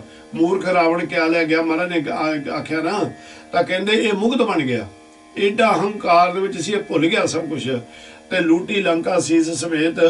ਅੰਤ ਦੇ ਉੱਤੇ ਇਹਦੇ ਹੰਕਾਰ ਦੇ ਕਾਰਨ ਲੰਕਾ ਜਿਹੜੀ ਸੀ ਉਹ ਲੂਟੀ ਦਾ ਮਤਲਬ ਸਾੜ ਦਿੱਤੀ ਗਈ, ਤੇ ਨਾਲ ਸੀਸ ਸਮੇਤ ਇਹਦਾ ਵੀ ਸੀਸ, ਜਿਹੜੇ 10 ਸਿਰ ਕਹਿੰਦਾ ਸੀ, ਇਹ ਵੀ ਸਾਰੇ ਉੱਥੇ ਸੜੇ। ਗਰਭ ਗਿਆ ਬਿਨ ਸਤਗੁਰ ਹੇਤ, ਉਹ ਹੰਕਾਰ ਖਤਮ ਹੋ ਗਿਆ ਆਪਣੇ ਗੁਰੂ ਦੇ ਗਿਆਨ ਨੂੰ ਚੇਤੇ ਨਾ ਰੱਖਣ ਦੇ ਕਾਰਨ।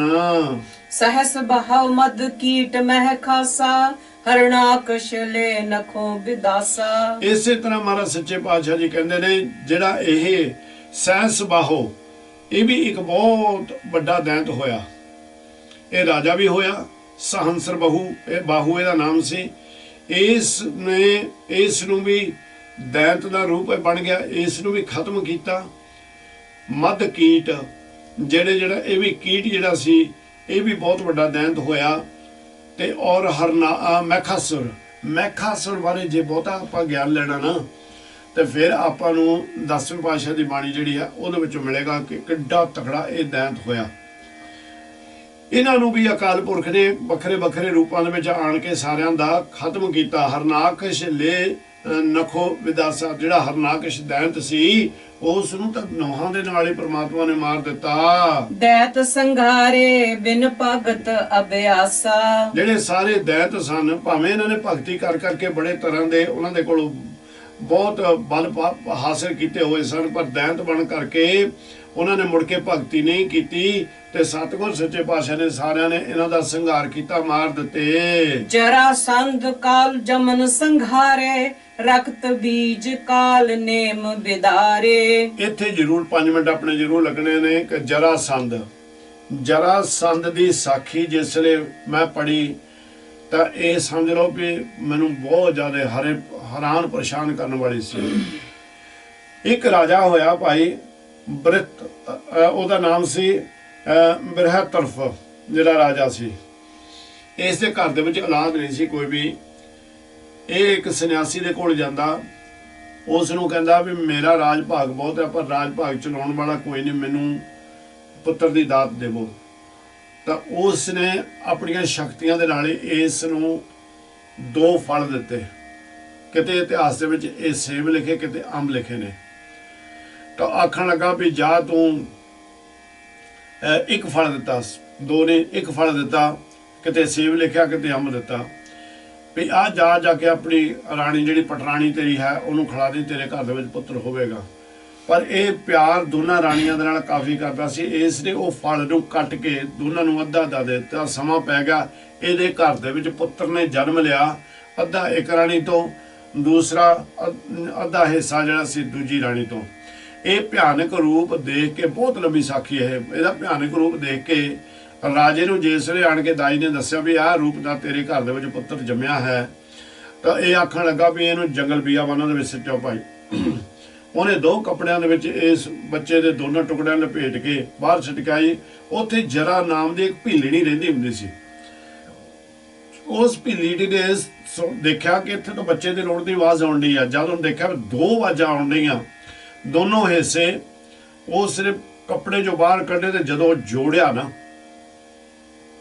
ਕਹਿੰਦੇ ਏਡੀ ਭਿਆਨਕ ਚੀਕ ਉੱਥੇ ਪਈ ਤਾਂ ਇਹ ਜਿਹੜਾ ਰਾਜਾ ਸੀ ਇਹਨੂੰ ਪਤਾ ਲੱਗ ਗਿਆ ਕਿ ਮੇਰੀ ਮੌਤ ਦਾ ਕਾਰਨ ਕੋਈ ਇੱਥੇ ਆ ਗਿਆ, ਮੌਤ ਦਾ ਮੇਰਾ ਦਾ ਕੋਈ ਫਰਿਸ਼ਤਾ ਆ ਗਿਆ ਜਿਹਦੇ ਹੱਥੀ ਮੇਰੀ ਮੌਤ ਹੋਣੀ ਹੈ। ਔਰ ਇਹ ਬੜਾ ਤਗੜਾ, ਬਹੁਤ ਮਹਾਬਲੀ ਯੋਧਾ ਹੋਇਆ ਜਰਾਸੰਧ। ਜਰਾਸੰਧ ਦਾ ਵਿਆਹ ਹੋਇਆ। ਵਿਆਹ ਹੋਣ ਤੋਂ ਬਾਅਦ ਇਹਦੇ ਘਰ ਦੇ ਵਿੱਚ 2 ਲੜਕੀਆਂ ਪੈਦਾ ਹੋਈਆਂ। ਉਹ ਜਿਹੜੀਆਂ ਦੋਨੋਂ ਲੜਕੀਆਂ ਸਨ ਉਹ ਕ੍ਰਿਸ਼ਨ ਜੀ ਦੇ ਮਾਮਾ ਕੰਸ ਨੂੰ ਦੋਨੋਂ ਵਿਆਹੀਆਂ ਗਈਆਂ ਸਨ। ਵਿਆਹੀਆਂ ਗਈਆਂ ਉਹਨੂੰ। ਜਿਸ ਵੇਲੇ ਉਹਨਾਂ ਨੂੰ ਵਿਆਹੀਆਂ ਗਈਆਂ ਤਾਂ ਇਸ ਕ੍ਰਿਸ਼ਨ ਜੀ ਦੇ ਨਾਲ ਜੰਗ ਹੋਏ ਕੰਸ ਦੇ। ਕ੍ਰਿਸ਼ਨ ਜੀ ਨੇ ਕੰਸ ਨੂੰ ਮਾਰ ਦਿੱਤਾ। ਉਹ ਜਿਹੜੀਆਂ ਦੋਨੋਂ ਬੱਚੀਆਂ ਸਨ ਉਹ ਆਪਣੇ ਬਾਪ ਦੇ ਕੋਲ ਆਉਂਦੀਆਂ ਨੇ, ਕਹਿੰਦੀਆਂ ਭਾਈ ਕ੍ਰਿਸ਼ਨ ਜੀ ਨੇ ਸਾਡੇ ਸਿਰ ਦੇ ਸਾਈਂ ਨੂੰ ਮਾਰ ਦਿੱਤਾ, ਸਾਨੂੰ ਵਿਧਵਾ ਕਰ ਦਿੱਤਾ, ਹੁਣ ਸਾਡਾ ਜੀਣਾ ਇੱਥੇ ਕੀ ਹੈ? ਤੇਰਾ ਐਡਾ ਵੱਡਾ ਰਾਜ ਭਾਗ ਹੋਣਾ, ਤੇਰੇ ਤੂੰ ਬਾਲੋ ਬਾਹੀ ਦਾ ਮਾਲਕ, ਸ਼ਕਤੀਆਂ ਦਾ ਮਾਲਕ ਦਾ ਕੀ ਫਾਇਦਾ ਜੇ ਤੂੰ ਕ੍ਰਿਸ਼ਨ ਦੇ ਕੋਲੋਂ ਬਦਲਾ ਨਾ ਲਿਆ। ਇਹਨੇ ਬੇਅੰਤ ਜੰਗ ਕੀਤੇ ਕ੍ਰਿਸ਼ਨ ਦੇ ਜੀ ਦੇ ਨਾਲ, ਪਰ ਹਰ ਜੰਗ ਦੇ ਵਿੱਚ ਕ੍ਰਿਸ਼ਨ ਜੀ ਹਾਰਦੇ ਗਏ। ਬਹੁਤ ਤਗੜਾ ਹੰਕਾਰੀ ਪੁਰਸ਼ ਬਣ ਗਿਆ, ਮਹਾ ਵੱਡਾ ਦੈਂਤ ਬਣ ਗਿਆ। ਜਿਨ੍ਹਾਂ ਨੇ ਕਿਤੇ ਭੁੱਲ ਭੁਲੇਖੇ ਦੇ ਨਾਲ ਜਾਂ ਜਾਣੇ ਅਣਜਾਣੇ ਦੇ ਵਿੱਚ ਰਮਾਇਣ ਦੇਖੀ ਹੋਵੇਗੀ ਨਾ, ਹੁਣ ਉਹ ਮੈਂ ਚਾਹੁੰਦਾ ਵੀ ਆਪਣਾ ਧਿਆਨ ਉੱਧਰ ਨੂੰ ਲੈ ਕੇ ਚੱਲਿਓ। ਮਹਾਭਾਰਤ, ਸੌਰੀ ਰਮਾਇਣ ਨਹੀਂ, ਮਹਾਭਾਰਤ ਜਿਨ੍ਹਾਂ ਨੇ ਦੇਖੀ ਆਪਣਾ ਧਿਆਨ ਉੱਧਰ ਨੂੰ ਲੈ ਕੇ ਚੱਲਿਓ। ਇਹ ਖਤਮ ਨਹੀਂ ਸੀ ਹੁੰਦਾ। ਅੰਤ ਦੇ ਉੱਤੇ ਜਰਾਸੰਧ ਦਾ ਜੰਗ ਹੋਇਆ ਭੀਮਸੈਨ ਦੇ ਨਾਲ, ਪਾਂਡਵਾਂ ਦੇ ਵਿੱਚੋਂ ਜਿਹੜਾ ਸਭ ਤੋਂ ਤਕੜਾ ਸੀ। ਜਦੋਂ ਵੀ ਉਹ ਇਹਨੂੰ ਮਾਰਦਾ ਸੀ ਇਹ ਉੱਠ ਕੇ ਖੜਾ ਹੋ ਜਾਂਦਾ ਸੀ, ਪਰ ਕ੍ਰਿਸ਼ਨ ਜੀ ਨੂੰ ਪਤਾ ਸੀ ਵੀ ਇਹਨੂੰ ਕਿਹੜੇ ਰੂਪ ਦੇ ਨਾਲ ਮਾਰਿਆ ਜਾ ਸਕਦਾ, ਜੋ ਇਤਿਹਾਸ ਕਹਿ ਰਿਹਾ ਹੈ। ਤਾਂ ਕ੍ਰਿਸ਼ਨ ਜੀ ਨੇ ਇੱਕ ਕਾਨਾ ਚੱਕਿਆ ਜੰਗ ਦੇ ਵਿੱਚ, ਤਾਂ ਕਾਨਾ ਪਾੜ ਕੇ ਤਾਂ ਭੀਮ ਜੀ ਨੂੰ ਗਿਆਨ ਦੇ ਦਿੱਤਾ ਵੀ ਤੂੰ ਕਾਨੇ ਦੇ ਵਿੱਚ ਉਹਨਾਂ ਨੇ ਡੱਕਾ ਲਾਤਾ, ਕਹਿੰਦੇ ਇਹਦੇ 2 ਟੁਕੜੇ ਕਰ, ਪਾੜ ਕੇ ਇੱਕ ਟੁਕੜਾ ਖੱਬੇ ਤੇ ਦੂਸਰਾ ਸੱਜੇ ਕਰਕੇ ਵਿਚਾਲੇ ਕੀਲਾ ਕੱਢ ਦੇ। ਇਹਦਾ ਭਾਈ ਇਸ ਤਰ੍ਹਾਂ ਨਾਸ਼ ਹੋਇਆ ਸੀ। ਸੋ ਇਹ ਕੰਸ ਦਾ ਸੋਹਰਾ ਜਿਹੜਾ ਕ੍ਰਿਸ਼ਨ ਜੀ ਦਾ ਮਾਮਾ ਸੀ, ਉਹਦਾ ਇਹ ਜਰਾਸੰਧ ਸੋਹਰਾ ਸੀ। ਬੜੇ ਭਿਆਨਕ ਜੰਗ ਇਹਨੇ ਕੀਤੇ, ਬੜਾ ਕੁਛ ਇਸ ਨੇ ਕੀਤਾ, ਪਰ ਪ੍ਰਮਾਤਮਾ ਨੇ ਆਪਣੀ ਖੇਡ ਵਰਤਾ ਕੇ ਉਹ ਇਸ ਦਾ ਵੀ ਨਾਸ਼ ਕਰ ਦਿੱਤਾ, ਖਤਮ ਕਰ ਦਿੱਤਾ। ਜਿਹੜਾ ਔਰ ਖਤਮ ਕਰਨ ਦੇ ਨਾਲ ਜਿਸ ਵੇਲੇ ਇਹਨੂੰ ਕੀ ਹੋਇਆ, ਜਦੋਂ ਇਸ ਦੇ ਆਲੇ ਦੁਆਲੇ ਜਿਹੜੇ ਇਹਦੇ 2 ਬਹੁਤ ਵੱਡੇ ਤਕੜੇ ਭਲਵਾਨ ਰਹਿੰਦੇ ਹੁੰਦੇ ਸਨ, ਉਹ ਦੋਨੋਂ ਵੀ ਮਰ ਗਏ। ਜਿਹੜੇ ਇੱਕ ਦਾ ਨਾਮ ਸੀ ਕਾਜਲਮੁਨ, ਉਹ ਵੀ ਮਰ ਗਿਆ। ਤੇ ਇਸੇ ਕਰਕੇ ਕਾਲ ਜਮਨ ਲਿਖਿਆ ਹੈ ਸੰਘਾਰੇ। ਇਹ ਕਾਲ ਜਮਨ ਵੀ ਬਹੁਤ ਵੱਡਾ ਦੈਂਤ ਹੋਇਆ, ਤੇ ਜਿਹੜੇ ਨਾਲ ਇਸ ਦੇ 2 ਹੋਰ ਸਨ ਜਰਾਸੰਧ ਦੇ ਮਲਾਪੀ, ਉਹਨਾਂ ਨੂੰ ਵੀ ਉੱਥੇ ਭਸਮ ਕਰ ਦਿੱਤਾ ਗਿਆ। ਤੇ ਉਹ ਤੋਂ ਬਾਅਦ ਇੱਕ ਹੁਣ ਗਾਹਾਂ ਇੱਕ ਦੈਂਤ ਦੀ ਹੋਰ ਗੁਰੂ ਜੀ ਗੱਲ ਕਰਦੇ ਨੇ, ਰਕਤ ਬੀਜ ਕਾਲ ਨੇਮ ਬਦਾਰੇ। ਇਹ ਰਕਤ ਬੀਜ ਜਿਹੜਾ ਹੋਇਆ, ਇਹ ਵੀ ਬਹੁਤ ਵੱਡਾ ਦੈਂਤ ਹੋਇਆ। ਇਹਦੇ ਬਾਰੇ ਵੀ ਤੁਹਾਨੂੰ ਨਿਗਾਹ ਗਿਆਨ ਆ ਜਾਣਾ। 8 ਭੁਜਾਵਾਂ ਵਾਲੀ 8 ਬਾਹਾਂ ਵਾਲੀ ਦੇਵੀ ਦੇ ਨਾਲ ਇਹਦਾ ਜੰਗ ਬੜੇ ਹੋਇਆ। ਇਹ ਨਾ ਦੇਵਤਿਆਂ ਨੂੰ ਜਿੱਤ ਲੈਂਦਾ ਸੀ, ਮਰਦਾ ਨਹੀਂ ਸੀ। ਔਰ ਇਹਨੇ ਜਿਹੜੀ ਸ਼ਕਤੀ ਭਗਤੀ ਕਰ ਕਰਕੇ ਲਈ ਹੋਈ ਸੀ ਵੀ ਜਿੱਥੇ ਵੀ ਮੇਰੀ ਰੱਥ ਡੁੱਲੇ ਉੱਥੇ ਇੱਕ ਹੋਰ ਦੈਂਤ ਪੈਦਾ ਹੋ ਜਾਵੇ। ਤੇ ਜਿਸ ਵੇਲੇ ਇਸ 8 ਬਾਹਾਂ ਵਾਲੀ ਦੇਵੀ ਦੇ ਨਾਲ ਇਹਦੇ ਬਹੁਤ ਜੰਗ ਹੋਏ, ਪਰ ਹਰ ਜੰਗ ਦੇ ਵਿੱਚ ਜਦੋਂ ਇਹਨੂੰ ਵੱਢਿਆ ਕਰੇ, ਇਹਦਾ ਖੂਨ ਥੱਲੇ ਚੋਇਆ ਕਰੇ, ਤਾਂ ਉਹ ਜਿਹੜਾ ਸੀ ਖੂਨ ਉਹਦੇ ਵਿੱਚ ਹੋਰ ਦੈਂਤ ਹੋ ਜਾਇਆ ਕਰੇ। ਇਹ ਵੀ ਬੜੀ ਲੰਬੀ ਸਾਖੀ ਆ। ਇਸ ਨੇ ਫਿਰ ਕੀ ਕੀਤਾ ਨਾ, ਇਹਨੇ ਫਿਰ ਜਿਹੜੀ ਚੰਡੀ ਰਾਣੀ ਸੀ, ਚੰਡੀ ਰਾਣੀ ਨੂੰ ਫਿਰ ਇਹਨੇ ਫਰਿਆਦ ਕੀਤੀ ਵੀ ਮੇਰੀ ਮਦਦ ਕਰ। ਚੰਡੀ ਰਾਣੀ ਜਿਸ ਵੇਲੇ ਆਈ ਤਾਂ ਉਸ ਨੂੰ ਇਹਨੇ ਸਾਰੀ ਵਾਰਦਾਤ ਸਮਝਾਇਆ, ਦੱਸਿਆ ਵੀ ਇਸ ਤਰ੍ਹਾਂ ਹੁੰਦਾ। ਚੰਡੀ ਜਿਹੜੀ ਸੀ ਰਾਣੀ, ਜਾਂ ਜਿਹੜੀ ਚੰਡੀ ਆਪਾਂ ਦੁਰਗਾ ਦੇ ਨਾਮ ਦੁਰਗਾ ਨੂੰ ਵੀ ਆਖਦੇ ਹਾਂ, ਇਹਨੇ ਫਿਰ ਕੀ ਕੀਤਾ, ਇੱਕ ਕੁੱਲ ਲਿਆ, ਬਾਟਾ ਲਿਆ।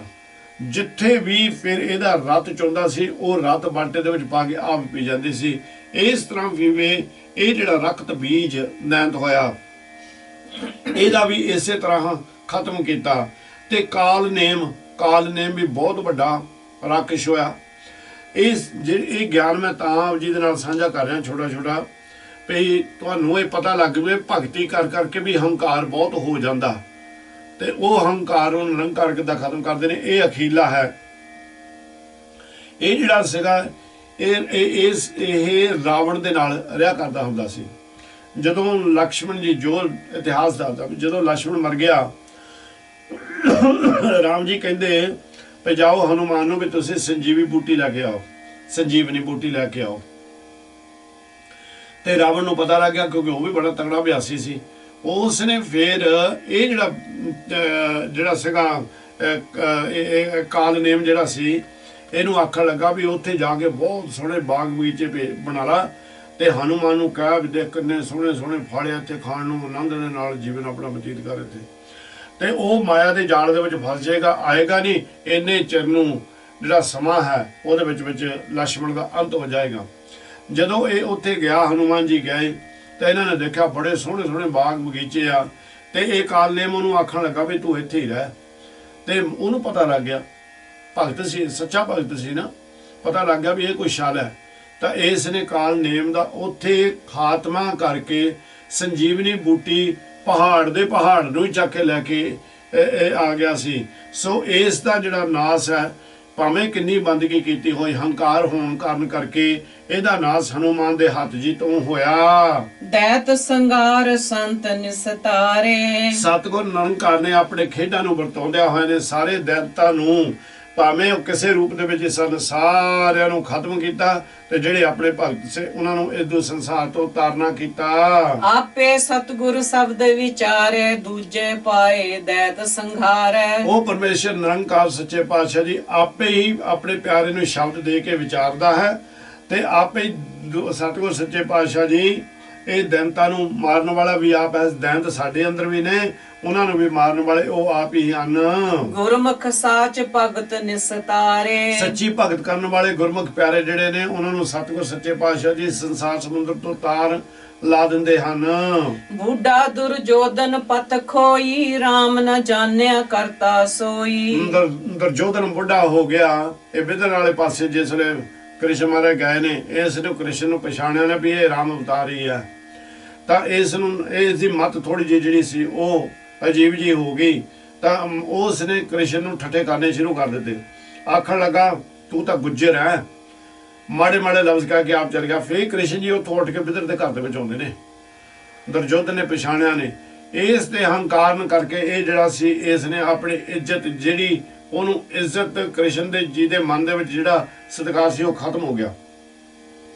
ਰਾਮ ਨਾ ਜਾਣਿਆ ਕਰਤਾ ਸੋਈ, ਉਸ ਨੇ ਉਸ ਰਮੇ ਹੋਏ ਰਾਮ ਅਕਾਲ ਪੁਰਖ ਨੂੰ ਪਹਿਚਾਣਿਆ ਨਾ, ਇਸ ਕਰਕੇ ਉਹਨੂੰ ਇਹ ਪਤਾ ਨਾ ਲੱਗਿਆ ਵੀ ਇਹ ਸਾਡੇ ਖੇਲ ਕਰਨ ਵਾਲਾ ਉਹ ਆਪ ਹੀ ਹੈ। ਜਨ ਕੋ ਦੁਖ ਪਚੈ ਦੁਖ ਹੋਈ, ਜੋ ਜੋ ਭਗਤੀ ਕਰਨ ਵਾਲੇ ਹੰਕਾਰੀ ਪੁਰਸ਼ ਹੋਏ ਨੇ, ਜਿਨ੍ਹਾਂ ਦਾ ਸਤਿਗੁਰਾਂ ਨੇ ਉੱਪਰ ਆਪਾਂ ਨੂੰ ਗਿਆਨ ਦਿੱਤਾ ਹੈ, ਕਹਿੰਦੇ ਉਹ ਸਾਰੇ ਜਿਹੜੇ ਨੇ ਜਿਹੜੇ ਕਿ ਸੰਸਾਰ ਨੂੰ ਦੁੱਖ ਦੇ ਰਹੇ ਸਨ, ਇਹ ਬੰਦਗੀ ਕਰ ਕਰਕੇ ਬੜੇ ਇਹਨਾਂ ਨੇ ਸ਼ਕਤੀਆਂ ਲੈ ਲਈਆਂ ਉਹਨਾਂ ਦੇ ਕੋਲੋਂ, ਪਰ ਦੁੱਖ ਕਿਹਨਾਂ ਨੂੰ ਦੇ ਰਿਹਾ ਸੀ? ਸੰਸਾਰ ਦੇ ਉੱਤੇ ਜੀਵਾਂ ਨੂੰ। ਕਹਿੰਦੇ ਜਨ ਕੋ ਦੁੱਖ ਪਚੇ ਦੁੱਖ ਹੋਈ। ਇਸ ਕਰਕੇ ਇਹ ਹੰਕਾਰੀ ਪੁਰਸ਼ ਜਿਹੜੇ ਸਨ, ਇਹਨਾਂ ਸਾਰਿਆਂ ਨੂੰ ਸਤਿਗੁਰ ਸੱਚੇ ਪਾਤਸ਼ਾਹ ਨੇ ਇਹਨਾਂ ਦਾ ਨਾਸ਼ ਕਰ ਦਿੱਤਾ, ਜਿਹੜੇ ਸੰਸਾਰ ਨੂੰ ਦੁੱਖ ਦੇਣ ਵਾਲੇ ਸਨ, ਔਰ ਇਹਨਾਂ ਨੂੰ ਦੁੱਖਾਂ ਦੇ ਵਿੱਚ ਹੀ ਸਾੜ ਦਿੱਤਾ। ਜਨਮੇ ਜੈ ਗੁਰ ਸ਼ਬਦ ਨ ਜਾਣਿਆ, ਕਿਉਂ ਸੁਖ ਪਾਵੈ ਭਰਮ ਭੁਲਾਨਿਆ। ਹੁਣ ਸਤਿਗੁਰ ਸੱਚੇ ਪਾਤਸ਼ਾਹ ਜੀ ਇਹਦੂ ਸ਼ਬਦ ਦੇ ਵਿੱਚ ਅਜੀਬ ਅਜੀਬ ਖੇਡਾਂ ਕਰੀ ਜਾਂਦੇ ਨੇ। ਮੈਂ ਦੇਖ ਵੀ ਰਿਹਾ, ਪਤਾ ਨਹੀਂ ਵੀ ਸਮਾਂ ਦੇ ਵਿੱਚ ਇਹ ਸ਼ਬਦ ਪੂਰਾ ਹੋਵੇ ਜੋ ਆਪਾਂ ਕਰਾਂਗੇ। ਹੁਣ ਜਨਮੇਜਾ ਜਿਹੜਾ ਹੋਇਆ ਨਾ, ਇਹ ਗੁਰੂ ਬਿਆਸ ਦਾ, ਇਹਦਾ ਗੁਰੂ ਜਿਹੜਾ ਬਿਆਸ ਸੀ, ਜਨਮੇਜੇ ਨੇ ਇਹਦੀ ਥੋੜੀ ਜਿਹੀ ਵਿਆਖਿਆ ਕਰ ਲਈ ਆਪਾਂ, ਚੰਗੇ ਲੱਗਦੇ ਹੈ ਨਹੀਂ, ਬਹੁਤਾ ਨਹੀਂ, ਇੱਥੇ ਤੱਕ ਤਿੰਨ ਚਾਰ ਚਰਨ ਮਹਾਰਾਜ ਦੇ ਸ਼ਬਦ ਦੇ ਰਹਿੰਦੇ ਨੇ। ਇਹ ਜਨਮੇਜਾ ਜਿਹੜਾ ਸੀ ਇਹ ਬਹੁਤ ਵੱਡਾ ਰਾਜਾ ਹੋਇਆ, ਪਰ ਵੱਡੇ ਵੱਡੇ ਜੱਗ ਕਰਿਆ ਕਰਦਾ ਹੁੰਦਾ ਸੀ, ਹੰਕਾਰ ਬਹੁਤ ਹੋ ਗਿਆ। ਪਰਸ਼ੁਰਾਮ ਦਾ ਪੁੱਤਰ ਸੀ ਇਹ, ਪਰਸ਼ੁਰਾਮ ਉਹਦਾ ਪੁੱਤਰ ਹੋਣ ਕਰਕੇ ਬੜਾ ਇਹਨੂੰ ਹੰਕਾਰ ਹੋਇਆ ਸੀ, ਬੜਾ ਤਕੜਾ ਸੀ। ਬੜੇ ਇਹਨੇ ਵੀ ਭਗਵਾਨ ਦੇ ਕੋਲੋਂ ਵੱਖਰੇ ਵੱਖਰੇ ਬੜੀਆਂ ਸ਼ਕਤੀਆਂ ਹਾਸਲ ਕੀਤੀਆਂ ਹੋਈਆਂ ਸਨ। ਤਾਂ ਇਹ ਜਨਮੇਜੇ ਨੇ ਰਾਜ ਭਾਗ ਦੇ ਵਿੱਚ ਸਭ ਕੁਝ ਕਰਦਾ ਕਰਦਾ ਤੇ ਕਰੀ ਜਨਮੇਜਾ ਪੁੱਛਣ ਲੱਗਾ, ਬਿਆਸ ਜੀ ਨੂੰ ਆਖਣ ਲੱਗਾ ਵੀ ਮੈਨੂੰ ਮੇਰੇ ਆਉਣ ਵਾਲੇ ਜੀਵਨ ਦੀ ਗਾਥਾ ਸੁਣਾਓ। ਤੇ ਬਿਆਸ ਜੀ ਨੇ ਸਾਰਾ ਕੁਝ ਇਹਨੂੰ ਦੱਸਿਆ। ਬਹੁਤ ਲੰਬੀ ਸਾਖੀ, ਬਹੁਤ ਜ਼ਿਆਦਾ ਲੰਬੀ ਸਾਖੀ ਆ। ਸਭ ਕੁਝ ਦੱਸਿਆ। ਆਖਣ ਲੱਗੇ ਜਨਮੇਜੇ ਰਾਜਾ ਤੇਰੀ ਮੌਤ ਕੋੜ ਦੇ ਨਾਲ ਹੋਣੀ ਹੈ, ਔਰ ਕੋੜ ਤੈਨੂੰ ਹੋਣਾ ਕਿੱਥੋਂ ਹੈ? ਆਖਣ ਲੱਗੇ ਵੀ ਤੈਨੂੰ ਇੱਕ ਘੋੜੀ ਪ੍ਰਾਪਤ ਹੋਣੀ, ਉਹਦੇ ਵਰਗੀ ਘੋੜੀ ਹੋਰ ਕੋਈ ਨਹੀਂ ਹੋਣੀ। ਤੂੰ ਉਹ ਘੋੜੀ ਦੇ ਰਾਹੀਂ ਸੈਰ ਕਰਨ ਜਾਵੇਂਗਾ। ਜਿਸ ਵੇਲੇ ਸੈਰ ਕਰਨ ਜਾਵੇਂਗਾ ਤੂੰ ਕਿ ਦਰਿਆ ਦੇ ਕੰਢੇ ਦੇ ਉੱਤੇ ਠੰਡੀ ਠੰਡੀ ਹਵਾ ਵਗਦੀ ਹੋਏਗੀ, ਘੋੜੀ ਨੂੰ ਛੱਡ ਕੇ ਉੱਥੇ ਤੂੰ ਸੌਂ ਜਾਵੇਂਗਾ। ਇਹ ਘੋੜੀ ਦੇ ਨਾਲ ਸਮੁੰਦਰ ਦੇ ਵਿੱਚੋਂ ਘੋੜਾ ਨਿਕਲੇਗਾ, ਉਹਦੇ ਨਾਲ ਇਹਦਾ ਲਗਾਅ ਹੋਵੇਗਾ, ਉਹਦੇ ਵਿੱਚੋਂ ਇੱਕ ਬੱਚਾ ਹੋਵੇਗਾ, ਜਿਹਦੇ ਵਰਗਾ ਬੱਚਾ ਘੋੜੀ ਦਾ ਹੋਰ ਘੋੜੇ ਦਾ ਕਦੀ ਅੱਜ ਤੱਕ ਸੰਸਾਰ ਦੇ ਉੱਤੇ ਹੋਇਆ ਨਹੀਂ। ਉਹ ਘੋੜੇ ਦੇ ਬੱਚੇ ਨੂੰ ਤਾਂ ਬਹੁਤ ਪਿਆਰ ਦੇ ਨਾਲ ਪਾਲੇਗਾ। ਜਿਸ ਵੇਲੇ ਘੋੜੇ ਦਾ ਬੱਚਾ ਤਕੜਾ ਹੋ ਗਿਆ ਤਾਂ ਤੂੰ ਜੱਗ ਕਰੇਗਾ, ਤੇ ਇਸ ਜੱਗ ਤੋਂ ਪਹਿਲਾਂ ਪਹਿਲਾਂ ਕੀ ਹੋਏਗਾ? ਤੂੰ ਸ਼ਾਦੀ ਕਰੇਗਾ ਇੱਕ ਰਾਜਾ ਜਿਹਦੇ ਨਾਂ ਸਾਰੇ ਹਨ, ਪਰ ਮੈਂ ਉਹ ਨਾਮ ਹੁਣ ਦਿੰਦੇ ਤਾਂ ਬਹੁਤ ਚਿਰ ਲੱਗੂਗਾ। ਕਹਿੰਦੇ ਵੀ ਉਹਦੀਆਂ 2 ਲੜਕੀਆਂ ਨੇ ਬਹੁਤ ਖੂਬਸੂਰਤ, ਤੂੰ ਉਹਦੇ ਉੱਤੇ ਜਾ ਕੇ ਉਹਦੇ ਉੱਤੇ ਹਮਲਾ ਕਰੇਗਾ। ਹਮਲਾ ਕਰਨ ਨਾਲ ਉਹਦੀਆਂ ਦੋਨਾਂ ਲੜਕੀਆਂ ਦੇ ਨਾਲ ਵਿਆਹ ਕਰਾਵੇਂਗਾ। ਜਿਹੜੀਆਂ ਦੋਨੋਂ ਲੜਕੀਆਂ ਜਿਹੜੀਆਂ ਜਦੋਂ ਤੇਰੇ ਘਰ ਦੇ ਵਿੱਚ ਆਉਣਗੀਆਂ, ਉਹਨਾਂ ਦੇ ਨਾਲ ਇੱਕ ਗੋਲੀ ਆਵੇਗੀ। ਉਹ ਗੋਲੀ ਉਹਨਾਂ ਤੋਂ ਵੀ ਬਹੁਤ ਜ਼ਿਆਦਾ ਦਾਸੀ ਜਿਹੜੀ ਉਹਨਾਂ ਦੀ ਹੋਵੇਗੀ, ਉਹ ਬਹੁਤ ਜ਼ਿਆਦਾ ਸੋਹਣੀ ਹੋਵੇਗਾ। ਤੇਰਾ ਪ੍ਰੇਮ ਉਹਦੇ ਨਾਲ ਪੈ ਜਾਏਗਾ। ਜਿਸ ਵੇਲੇ ਤੂੰ ਉਹਨੂੰ ਪ੍ਰੇਮ ਇੰਨਾ ਕਰੇਗਾ, ਉਹਨੂੰ ਪਟਰਾਣੀ ਬਣਾ ਦੇਵੇਂਗਾ, ਪਰ ਉਹ ਫਿਰ ਇਸ ਤਰ੍ਹਾਂ ਵੀ ਉਹਨੂੰ ਵੀ ਆਪਣੇ ਹੁਸਨ ਦਾ ਬੜਾ ਮਾਣ ਹੁੰਦਾ, ਉਹ ਵੀ ਮਨਮਤੀਆਂ ਹੀ ਕਰੇਗੀ। ਉੱਥੇ ਇੱਕ ਦਿਨ ਕੀ ਹੋਏਗਾ? ਕਹਿੰਦੇ ਵੀ ਉਹ ਹਲਕੇ ਪੁਲਕੇ ਕੱਪੜੇ ਪਾਇਆ ਕਰਦੀ ਹੁੰਦੀ ਸੀ, ਜਿਹੜੀ ਤੇਰੀ ਇਹ ਗੋਲੀ ਦਾਸੀ ਪਟਰਾਣੀ ਬਣਾਈ ਤਾਂ ਹੈ ਨਾ। ਉਹ ਕਹਿੰਦੇ ਇੱਕ ਦਿਨ ਤੂੰ ਘੋੜੀ ਦੇ ਆਹ ਜਿਹੜਾ ਅਜੀਬ ਜਿਹਾ ਬਸ਼ੀਰਾ ਤੇਰੇ ਘਰ ਦੇ ਵਿੱਚ ਬਣਿਆ, ਉਹਨੂੰ ਦੇਖ ਦੇਖ ਕੇ ਤੂੰ ਬਹੁਤ ਖੁਸ਼ ਹੁੰਦਾ ਸੀ। ਉਹਦੇ ਵਾਸਤੇ ਤੂੰ ਜੰਗ ਕਰਤਾ। जग जिसले तू करेगा उस दे विच तेरी ये जिहड़ी राणी आ, जिहड़ी दासी राणी आ, ਉਹ ਰਾਣੀ ਹਲਕੇ ਹਲਕੇ ਕੱਪੜੇ ਪਾ ਕੇ ਆਏਗੀ ਤੇ ਇੱਥੇ ਜਿਸਲੇ ਬ੍ਰਾਹਮਣ ਭੋਜਨ ਖਾਣਗੇ ਨਾ ਤਾਂ ਉਹ ਭੋਜਨ ਪਰਤਾਉਣ ਵਾਸਤੇ ਜਿਸਲੇ ਉੱਠੇਗੀ ਤਾਂ ਉਹਦੇ ਹਲਕੇ ਕੱਪੜੇ ਜਿਹੜੇ ਨੇ ਉਹ ਹਵਾ ਦੇ ਬੁੱਲੇ ਦੇ ਨਾਲ ਉੱਡ ਜਾਣਗੇ, ਉਹ ਨੰਗੇਨ ਹੋ ਜਾਏਗੀ। ਇਹ ਉਹਨੂੰ ਦੇਖ ਦੇਖ ਕੇ ਹੱਸਣਗੇ। ਤੂੰ ਇੰਨਾ ਗੁੱਸੇ ਦੇ ਵਿੱਚ ਆ ਜਾਏਗਾ, ਬ੍ਰਾਹਮਣਾਂ ਨੂੰ ਮਾਰ ਦੇਵੇਂਗਾ, ਉਹਨਾਂ ਦੇ ਕਰਕੇ ਤੇਰੇ ਕੋੜ ਹੋਵੇਗਾ। ਤੇ ਆਖਣ ਲੱਗਾ ਵੀ ਕੋੜ ਹਟੇਗਾ ਕਿੱਦਾਂ? ਕਹਿੰਦੇ ਕੋੜ ਹਟੇਗਾ ਜਿਸਲੇ ਤੂੰ ਸਾਰੀ ਕਥਾ ਸੁਣੀ, ਬ੍ਰਹਮ ਦੀ ਕਥਾ ਸੁਣੀ। ਪਰ ਉਹਦੇ ਵਿੱਚ ਜਿਹੜੀ ਬ੍ਰਹਮ ਦੀ ਕਥਾ ਜਿਹੜੀ ਹੈ, ਮਹਾਭਾਰਤ ਦੀ ਕਥਾ ਤੂੰ ਸਾਰੀ ਸੁਣੀ, ਉਹਦੇ ਵਿੱਚ ਇੱਕ ਬਚਨ ਆਉਣਾ, ਤੈਂ ਉਸ ਦੇ ਵਿੱਚ ਬਚਨ ਦੇ ਉੱਤੇ ਸ਼ੰਕਾ ਕਰ ਲੈਣੀ। ਤੂੰ ਸ਼ੰਕਾ ਕਰੇਗਾ ਤਾਂ ਤੇਰੇ ਸਰੀਰ ਤੇ ਕੋੜ ਰਹੇਗਾ, ਉਹਦੇ ਨਾਲ ਤੇਰੀ ਮੌਤ ਹੋਵੇਗੀ। ਇਸ ਨੇ ਸਾਰਾ ਗਿਆਨ ਲੈ ਲਿਆ। ਆਖਣ ਲੱਗਾ ਪਹਿਲੀ ਗੱਲ ਤਾਂ ਜੜ ਕੇ ਘੋੜੀ ਬੜੀ ਮੈਂ ਘੋੜੀ ਤੇ ਚੜਾਂਗਾ ਨਾ। ਪਰ ਇਹ ਸਭ ਕੁਝ ਹੋਇਆ ਹੌਲੀ ਹੌਲੀ। ਉਹ ਭੁੱਲਦਾ ਗਿਆ ਵੀ ਜੋ ਉਹਨਾਂ ਦੇ ਜੋ ਕੁਝ ਉਸਨੂੰ ਵਿਆਸ ਜੀ ਨੇ ਦੱਸਿਆ ਸੀ ਉਹ ਭੁੱਲ ਗਿਆ। ਭੁੱਲਦਾ ਭੁੱਲਦਾ ਇਹ ਸਭ ਕੁਝ ਹੋਇਆ। ਤਾਂ ਇਸ ਦੀ ਰਾਣੀ ਜਿਸਲੇ ਉੱਠ ਕੇ ਵਰਤਾਉਣ ਲੱਗੀ ਤਾਂ ਉਹਦੇ ਬਹੁਤ ਹਲਕੇ ਜਿਹੇ ਕੱਪੜੇ ਪਾਏ ਸਨ, ਉਹ ਹਵਾ ਦੇ ਬੁੱਲੇ ਦੇ ਨਾਲ ਉੱਡ ਗਏ ਤੇ ਬ੍ਰਾਹਮਣ ਹੱਸੇ। ਇਸ ਨੇ ਬ੍ਰਾਹਮਣਾਂ ਦਾ ਉੱਥੇ ਖੂਨ ਕਰ ਦਿੱਤਾ। ਉਹਦੇ ਕਰਕੇ ਫਿਰ ਉਹਨੂੰ ਕੋੜ ਹੋਇਆ। ਜਦੋਂ ਇਹ ਮਹਾਭਾਰਤ ਦੀ ਕਥਾ ਸੁਣਦਾ, ਉਹਦੇ ਵਿੱਚ ਇੱਕ ਬਚਨ ਆਉਂਦਾ ਵੀ ਭੀਮ ਜੀ ਨੇ ਪੁੱਛੋ ਪੜ ਕੇ ਹਾਥੀ ਤਾਹਾਂ ਨੂੰ ਮਾਰੇ ਆਕਾਸ਼ ਦੇ ਵਿੱਚ, ਅਜੇ ਤੱਕ ਮੁੜ ਕੇ ਨਹੀਂ ਆਏ ਹੈਗੇ। ਆਪਾਂ ਕਈ ਵਾਰ ਮਜ਼ਾਕ ਦੇ ਵਿੱਚ ਵੀ ਗੱਲਾਂ ਕਹਿ ਦਿੰਦੇ ਹਾਂ। ਤਾਂ ਇਹਨੇ ਨੱਕ ਚਾੜ ਲਿਆ, ਆਖਣ ਲੱਗਾ ਕਦੀ ਹੋ ਹੀ ਨਹੀਂ ਸਕਦਾ। ਬਸ ਬਾਕੀ ਸਾਰਾ ਕੋੜ ਖਤਮ ਹੋ ਗਿਆ, ਉਹ ਨੱਕ ਤੇ ਰਹਿ ਗਿਆ। ਇਹ ਜਨਮੇਜਾ ਫਿਰ ਉਦੋਂ ਦੇ ਕਾਰਨ ਕਰਕੇ ਇਸ ਦਾ ਅੰਤ ਹੋਇਆ ਭਾਈ। ਇਸ ਦਾ ਅੰਤ ਉੱਥੇ ਜਦੋਂ ਹੋਇਆ ਤਾਂ ਫਿਰ ਕਾਰਨ ਕੀ, ਉਹ ਕੋੜ ਦੇ ਨਾਲ ਇਹ ਜਨਮੇਜੇ ਦਾ ਜਿਹੜਾ ਨਾਸ ਹੋਇਆ। ਕਾਰਨ ਇਹ ਕਿ ਆਪਣੇ ਗੁਰੂ ਦੇ ਸ਼ਬਦ ਨੂੰ, ਗੁਰੂ ਦੇ ਕਹੇ ਹੋਏ ਬਚਨਾਂ ਨੂੰ ਪਛਾਣਿਆ ਹੀ ਨਹੀਂ। ਇੱਕ ਤਿਲ ਪੂਲੇ ਬਹੁਰ ਪਛਤਾਨਿਆ।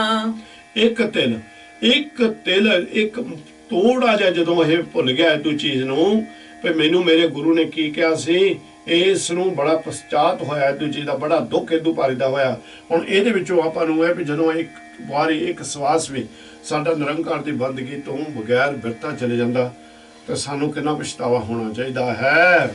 ਕੰਸ ਕੇਸ ਚਾਂਡੂਰ ਨ ਕੋਈ, ਰਾਮ ਨ ਚੀਨਿਆ ਆਪਣੀ ਪਤ ਖੋਈ। ਆਮ ਆਪਾਂ ਇਹੀ ਗੱਲ ਸੁਣਦੇ ਆ ਵੀ ਜਿਹੜਾ ਕੰਸ ਹੈ, ਕੰਸ ਨੂੰ ਕੇਸਾਂ ਤੋਂ ਪਕੜ ਕੇ ਕ੍ਰਿਸ਼ਨ ਜੀ ਨੇ ਮਾਰਿਆ। ਪਰ ਜਦੋਂ ਤੁਸੀਂ ਇਹਦੀ ਪੂਰਾ ਗਿਆਨ ਲਓਗੇ ਦਰਸ਼ਨ ਦੀ ਬਾਣੀ ਦੇ ਵਿੱਚੋਂ, ਉਹ ਇਸ ਤਰ੍ਹਾਂ ਵੀ ਜਿਹੜਾ ਕੰਸ ਹੈ ਇਹਦੇ ਦੋ ਨਾਲ ਹੋਰ ਜੀਵ ਸਨ ਜਿਹੜੇ ਦੇ ਪ੍ਰਵਾਨ ਸਨ। ਇੱਕ ਕੇਸ ਸੀ, ਇੱਕ ਚੰਡੂਰ ਸੀ। ਇਹਨਾਂ ਨੂੰ ਵੀ ਨਾਲ ਹੀ ਮਾਰ ਦਿੱਤਾ। ਰਾਮ ਜੀ ਆਪਣੇ ਕ੍ਰਿਸ਼ਨ ਜੀ ਨੇ ਰਾਮ ਨਾਲ ਚਿੰਨਿਆ ਆਪਣੀ ਪਤ ਖੋਈ। ਹੰਕਾਰ ਦੇ ਵਿੱਚ ਐਡਾ ਆਪਣੇ ਆਪ ਨੂੰ ਭਗਤੀ ਕਰ ਕਰਕੇ ਇੰਨੇ ਉਹਨਾਂ ਦੇ ਕੋਲੋਂ ਬਲ ਪ੍ਰਾਪਤ ਕੀਤੇ ਹੋਏ ਸਾਰੇ ਆਪਣੇ ਆਪ ਨੂੰ ਭਗਵਾਨ ਕਹਾਉਣ ਲੱਗ ਪਿਆ। ਪਰ ਇਹਨੇ ਅਸਲੀ ਪਰਮਾਤਮਾ ਨੂੰ ਜਾਣਿਆ ਨਾ, ਇਸ ਕਰਕੇ ਇਸ ਦੀ ਵੀ ਪਤ ਆਬਰੂ ਖੋਣਾ ਹੋ ਗਈ। ਬਿਨ ਜਗਦੀਸ਼ ਨ ਰਾਖੈ ਕੋਈ। ਗੁਰੂ ਨਿਰੰਕਾਰ ਤੋਂ ਬਗੈਰ ਇਹ ਸੰਸਾਰ ਦੇ ਉੱਤੇ ਰੱਖਿਆ ਕਰਨ ਵਾਲਾ ਕੋਈ ਵੀ ਨਹੀਂ ਹੈ। ਬਿਨ ਗੁਰ ਗਰਭ ਨ ਮੇਟਿਆ ਜਾਏ, ਗੁਰਮਤਿ ਧਰਮ ਧੀਰਜ ਹਰਿ ਨਾਏ। ਗੁਰੂ ਦੇ ਗਿਆਨ ਤੋਂ ਬਗੈਰ ਭਾਈ ਹੰਕਾਰ ਨਹੀਂ ਖਤਮ ਹੁੰਦਾ। ਜਿਨ੍ਹਾਂ ਨੇ ਹੰਕਾਰ ਦੀ ਗੱਲ ਕੀਤੀ ਸੀ, ਦੱਸੋ ਹੰਕਾਰ ਦਾ ਰੂਪ ਤੇ ਕਿਹਨੂੰ ਹੋਇਆ? ਗੁਰੂ ਜੀ ਨੇ ਉਹ ਗਿਆਨ ਦਿੱਤਾ ਆਪਾਂ ਨੂੰ। ਕਹਿੰਦੇ ਫਿਰ ਗੁਰੂ ਦੇ ਉਪਦੇਸ਼ ਤੋਂ ਬਗੈਰ, ਗੁਰੂ ਦੇ ਸ਼ਬਦ ਤੋਂ ਬਗੈਰ ਇੱਕ ਜਿਹੜਾ ਹੰਕਾਰ ਖਤਮ ਨਹੀਂ ਹੁੰਦਾ। ਗੁਰਮਤਿ ਧਰਮ ਧੀਰਜ ਹਰ ਨਾਏ। ਕਹਿੰਦੇ ਜਿਹੜੇ ਗੁਰੂ ਦੇ ਸਿੱਖਿਆ ਲੈ ਕੇ ਗੁਰੂ ਦੇ ਨਾਮ ਦੇ ਉੱਤੇ ਚੱਲਦੇ ਨੇ, ਉਹਨਾਂ ਨੂੰ ਟਿਕਾ ਮਿਲ ਜਾਂਦਾ ਤੇ ਪਰਮਾਤਮਾ ਦੇ ਨਾਲ ਉਹਨਾਂ ਦਾ ਮਿਲਾਪ ਹੋ ਜਾਂਦਾ ਹੈ। ਨਾਨਕ ਨਾਮ ਮਿਲੈ ਗੁਣ ਗਾਏ। ਨਿਰੰਕਾਰ ਸੱਚੇ ਪਾਤਸ਼ਾਹ ਜੀ ਕਹਿੰਦੇ ਨੇ ਸਾਰੇ ਗੁਣਾਂ ਦਾ ਧਾਰਨੀ ਔਰ ਸਾਰੀਆਂ ਜਿਹੜੇ ਦੈਂਤ ਵਿਰਤੀਆਂ ਵਾਲੀਆਂ ਚੀਜ਼ਾਂ ਨੇ ਉਹਨਾਂ ਦਾ ਖਾਤਮਾ ਉਦੋਂ ਹੁੰਦਾ ਜਦੋਂ ਜੀਵ ਨਾਮ ਨਿਰੰਕਾਰ ਦੇ ਨਾਮ ਦੇ ਨਾਲ ਜੁੜ ਜਾਂਦਾ ਹੈ। ਗੁਰਮੁਖ ਪਿਆਰਿਓ, ਕਾਲੀ ਕਾਲੀ ਦੇ ਵਿੱਚ ਇਹ ਸੇਵਾ ਆਪ ਜੀ ਦੇ ਕਰਦਿਆਂ ਦੇ ਉੱਤੇ 2-4 ਮਿੰਟ ਜ਼ਿਆਦਾ ਵੀ ਲੱਗ ਗਏ ਹਨ। ਖਿਮਾ ਦੇ ਜਾਚਕ ਹਾਂ ਸ਼ਬਦ ਪੂਰਾ ਕਰਨ ਵਾਸਤੇ। ਜੇ ਕਿਤੇ ਆਪਾਂ ਕੱਲੇ ਦੀ ਵਿਆਖਿਆ ਕਰਦੇ ਤਾਂ ਹੋ ਸਕਦਾ ਵੀ ਆਪਾਂ ਨੂੰ ਹਫ਼ਤਾ ਪੂਰਾ ਲੱਗ ਜਾਂਦਾ। ਹੋਈਆਂ ਭੁੱਲਾਂ ਚੁੱਕਾਂ ਦੀ ਖਿਮਾ, ਇਹਦੇ ਵਿੱਚੋਂ ਜੋ ਆਪ ਜੀ ਨੂੰ ਗਿਆਨ ਮਿਲਦਾ ਕਿ ਬੰਦਗੀ ਕਰ ਕਰਕੇ ਜੇ ਵੀ ਹੰਕਾਰ ਹੋ ਜਾਂਦਾ ਭਾਈ, ਉਹ ਤੋਂ ਵੀ ਸੁਚੇਤ ਰਹਿਣਾ। ਬਚੋ ਨਰ ਅਚੇਤ ਪਾਪ ਤੇ ਡਰੇ, ਸਦਾ ਆਪਾਂ ਨਿਰੰਕਾਰ ਸੱਚੇ ਪਾਤਸ਼ਾਹ ਦੀ ਬੰਦਗੀ ਦੇ ਵਿੱਚ ਜੁੜਦੇ ਹੋਏ ਮੈਂ ਮੇਰੀ ਖਤਮ ਕਰਦੇ ਹੋਏ ਜਨ ਬਣ ਕੇ ਇਹ ਸੰਸਾਰ ਤੋਂ ਕੁਝ ਪ੍ਰਾਪਤ ਕਰਕੇ ਜਾਈਏ। ਵਾਹਿਗੁਰੂ ਜੀ ਕਾ ਖਾਲਸਾ, ਵਾਹਿਗੁਰੂ ਜੀ ਕੀ ਫਤਿਹ।